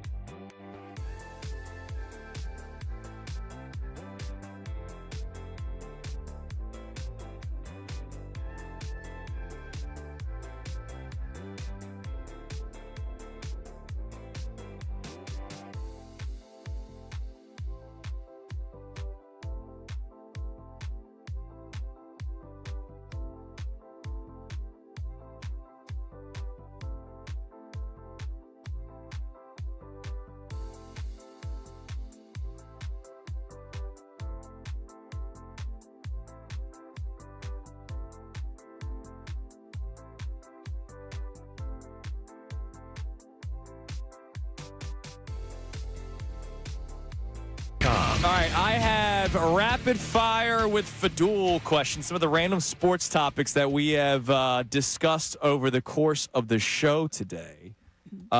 Decisions made by the Commanders, Diego Pavia, and the Dodgers with their deferred money are the three topics that I will throw your way. But first, I want to talk to all of you about this. I saw what I believe is all-time weird gym bro behavior. Now, you should never judge a book by its cover, but we can all point out the douche at the gym. Kind of easy. Yeah, we've seen him. Kind of easy, right? Does it involve the phone being out?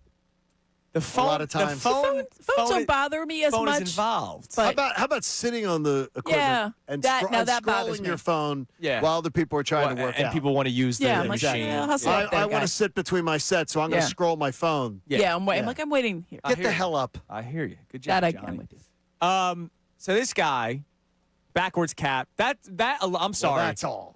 Connor, are you a backwards cap at the gym guy? Sometimes depends what workout I'm doing. See, that alone, backwards cap at the gym. I'm already You're kind Looking of at you askew. my antennas are up. Well, if I'm wearing a hat and I'm doing like a triceps push down and the cable's going to hit it, I flip the hat backwards. My and I antennas flip are it back already up. forwards. If you go backwards cap at the gym, Right. so I'm doing the free weights. So this guy's at the bench next to me.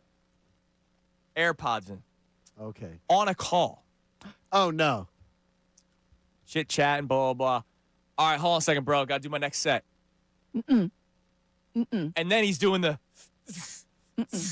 like making the breathe out noises. Now, wait a minute. Puts the no, but he's doing it while he's on. Like it's On all a call, too? So then he puts the weights down. All right, so like I was saying, What? No. See, that's By the that. way, Take all-time that behavior, weirdo That behavior. behavior literally anywhere. Like I don't care where I am. If I'm out somewhere and the people's like, I'm on a, just take the call. By the way, Walk away from other people. the It's gym- weird. I don't need to hear your call. The gym that Jason Martinez and I go to, Yes. they will literally come over to you and stop you, take the call off the Yeah, phone. I mean mine has signs. If you're talking but on the, if I you're go to talking, Planet if you're Fitness. taking it, Also, that's yeah. if you're taking a It's a call, lower they're not bar, putting- and I they will- appreciate They're that. not policing much. They will tell you. I'm They will tell you to go confused off. that you would think someone would want to hear your workout while Now, you're I talking had to one them. thought because I almost asked him. Like I was almost curious enough. Yeah. But I'm not a gym talker. Like stay away from me. No, just I was just do almost your own curious thing. to ask: is the person on the other end of the line also at the gym? Like, are you both working out over the phone? How old? Like, seriously. Oh, he was. He looked like a little past college, like graduated No. college. He is an adult. This person was I an would have given adult. you like if it was like a 16 or 17-year-old because about they just can't speakerphone? like yeah. But like making the noise like, While you're talking to while somebody, you're on the phone. what was the conversation like? Was it about like I personal tried to- stuff or I was it like business stuff? Personal, not business. Yeah, Oh, my personal gosh. stuff. I tried ignoring like yo, bro. So you could have just called the dude later. Yes. Then you That's say- my thing. It's just like it wasn't an imperative call. Like, hold on, let me just finish this rep That's real quick. incredible though, because our gym literally will come around. If Someone will come someone around and say, called "Stop, me stop." and was talking to me while they were at the gym and they said, "Hold on, I got to get another rep in," I would hang up the wait, phone. Well, hold on, Yes, Amy. hang It up. was not one more rep. It was his whole set. Oh, the whole set. Oh, and then no. later in the gym, he went somewhere else. I was doing Still my on the thing. phone. Call Still on the phone. Call your buddy back, dude. Call him back. He's a very important person. So back in the Mike Missinelli show days, they would play the Major Bag Alert I see on YouTube. That would be that you would play that for that guy. That is tough. What a Connor's jerk. awfully quiet over there. Connor's being quiet. Have you ever talked to someone while you're working out? I've taken a couple of calls while I'm at the gym, but it's only calls that I've received and calls that are important, like family stuff. Yeah, Okay, but so that's But you different. step off But the did phone you and like- take the continue call, working out? right? You don't continue to work out. Well, while I'll you're like doing it. answer on the headphones while I'm doing something, and then when I complete the set that I'm doing, then I'll stop. But like, I try and get off the phone quickly. Were you on the phone with the guy I was next to? No, Oh I my was God, not. I feel But like you might have been. I think he may have been on the other there end are of the times line. where like my mom will call me, and anytime Okay, my well, mom calls me, there's all right. like something going I understand crazy. I got that, but are that. you saying, hold on, Mom?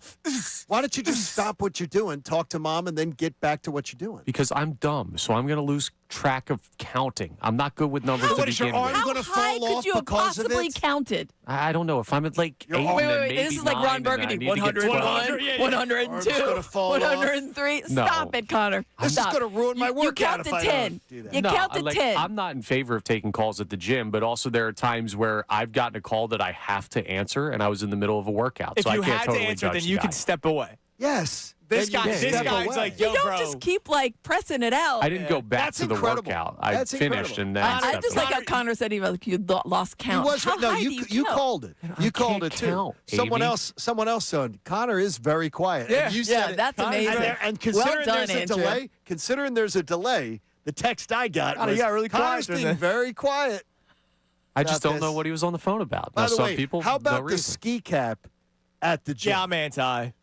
Inside a very warm gym. Yeah, there's the a lot. Ski There's cap a lot at of the gym. rules. Listen, whatever on people need to wear in order to hype themselves up to be there, I'm always proud when you walk through that door, you made it. You're Yeah. here. Good job. That alone is a nice Taking start. the call. No, be is there, right. that's good, If yeah. you want to wear a hat, wear a hat. If you want to wear a toboggan on your head because you're hot, warm, cold, I don't know. That's odd to me. A toboggan? Toboggan. A little like a knit hat. Toboggan. Is that what those are called? I thought a toboggan was a sled. I think thought it's so both. too. Is it really? I did not I know mean, that. if it's Canadian, it's a toque, but a whatever. toque, exactly. I've heard of toque. I didn't know that. Is it not? I didn't know a toboggan was a sled, I thought. It is a sled. I didn't know it was a hat, Now I too. gotta look. Anyway, whatever you Or a wear to cap. the gym. Or a cap. Or a if cap. we go back to the other day. All right, rapid fire with Fadul. You don't have to answer these quickly. Just I'm curious to hear your Yes, thoughts. toboggan hat. You guys got me thinking I'm crazy. I didn't realize that. A toboggan hat. I didn't know that. That looks Yeah. nice. There you go. A warm knitted winter cap. Connor probably wears his ski goggles at the gym too. No. Amy, Yes, sir. what did you make of the Commanders bringing back Jaden Daniels when I thought it was one of the dumbest decisions to bring him back, and now decide maybe that wasn't such a good idea. Let's sit him down the rest of the way. It shows me that they haven't changed all that much down Yeah. there. I mean, come on. We praised them last year, rightfully so, because of the new ownership and a new way of thinking down there, and the toxicity is all gone. And, they've got this great football guy. And I think their coach is actually pretty good. But to make the move, and then immediately, they brought him back. Immediately he gets injured and goes right back in the tent. I thought, why was he out there? Is he not your franchise quarterback? Do you not care about your franchise? Maybe not. Maybe not. Especially when that's the RG3 discussion was such a It's talking the first point. thing for you team. thought of. Yeah. It's the Right. first thing you thought of down there in D.C. when you have a quarterback that can run that's good. You thought, well, we know what's happened before. Why don't you protect against it? Because people are stupid. Yeah, I don't know why. Yeah, they no. brought At him first I back. thought it was like, no, well, Number 2, your thoughts on Diego Pavia this week? my God, who- clown of the year. After not winning the Heisman, bleep the voters. Did you see on the Instagram? Did you see his party at Vegas? Oh yeah, we mentioned the James Harden sign. Which was great about Indiana. So then, you have all that, and then you come out with this clearly written by someone else statement. Yeah. Because the it's NFL Stop it. teams are hating it. Also, you know what they know should they're hate? The fact that he's this tiny little human. He's not. He is. He's a tiny little human, is. and apparently also small in personality. Yes. Like, come on. I said, if people think Shedeur Sanders has stuff to overcome, this guy, I have much less faith. he said hold my beer. Absolutely. Sanders, And yeah. that statement was just like, oh, my draft stock is. Well, you played for Draft Vanderbilt. stock. You played for Vanderbilt. You became relevant. They had a hell of a Enjoy season. it. Instead of Hell of a just season. Enjoy it. instead of just using that as a positive, he could have been one of the greatest underdog type stories Look how ever. fun this is. All right. Small man. Why do more teams not do what the Dodgers do with the deferred money? Do you see how much money they have in deferred money lined up through whatever year? Because most players don't want to do that. That's True. why. Well, why do they get all the good players who do agree to do it? But did you see how much money is deferred? I don't know. I've not seen the exact number now. $1.06 billion. Well, dollars. half that's for one gentleman. that's true. $1 billion. Yeah, I think it's because there's a lot of players that don't want to do it. I think you'll see more of it going forward because at some point these players do realize, like, I've made a lot of money and I'm fine with this and I can live off the $25 million that I made last year. I think they're going to ban it. I think they're It's banning absolutely it gonna get after banned. I think as soon so, as too. as soon as the lockout comes, this 2027 this is going time to look next a year lot we're going to different. be in a lockout. Yeah. And there will be no There'll be a free salary agency, cap. There'll be a salary cap, and there will be no deferred money like that. So we're Not to never that going to see it extent, again. no. Yeah. So you could do it right now. You could Now's do the it time to do it. By the way, the MLB Network had a nice little thing on teams that could potentially, want to be thinking about a salary cap era that they could have some contracts that aren't the greatest. And the Phillies were right on that graphic. Yeah. It's not the best because if the salary cap comes in, they got a lot of old guys and a lot of teams aren't going to be lining up to take them off their hands. I'm glad you mentioned the old guys. I just looked up the Warriors record this year. They're 13-14. Remember that was Dave Dombrowski's favorite the reason team. why I bring that up. Dombrowski was like, the Warriors. They're going to be a Western favorite They this year. haven't had Steph Curry, you guys. Yeah, but he said they're going to be a Western favorite this year. They had the 6th best odds, betting odds. By the way, they haven't won. So he's not locked in on the NBA. They haven't won since 5 years You ago. can't use it as an example. No, you can't. At some point, Father Time does catch up. And Steph's awesome. It does in certain people. In certain people. Hey, Pierce Phelps Bryan Heating and Air Conditioning Contractors made a donation to the AACR, and you can too. The American Association for Cancer Research, they do fantastic work. Go to 975thefanatic.com/AACR because I'm living proof that cancer research saves your life. See, now, real quick, Noel says y'all are worried about other people too much, and he's cracking up when it comes to the gym conversation. Really? I think it's weirdo behavior, but also that person is now messing up my workout. I don't want to hear your... It's distracting. I don't want to That's fly. distracting. Then I can already say, I know for a fact, and Noel, we appreciate you listening, love you. I would not want to fly with Noel because Noel then would have no problem with the guy who takes his shoes off on a plane, would have no problem with the guy who takes... I've done the shoes off. Takes call... You mean bare feet? I've got socks. No, bare feet. No, the guy who does bare feet. Why are you taking your shoes off? The guy's feet. Why are you taking shoes off on a plane? You get compression socks, friend. That's not. We're not here for that. You think I You got don't that take money? shoes off in public.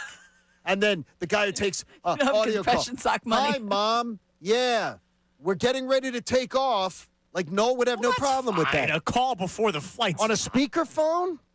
Oh, well. No. Come on. Listen, you can't. I've checked out on a lot of the airline etiquette. It used to be people would kind of dress up. Do you stand now up? It's Do like, you stand up as soon as the Lord, plane no. stops? All right, Thank you. TSA. All right, good, we got good, a good. midday show coming Okay. up. Who's working with Johnny Marks today?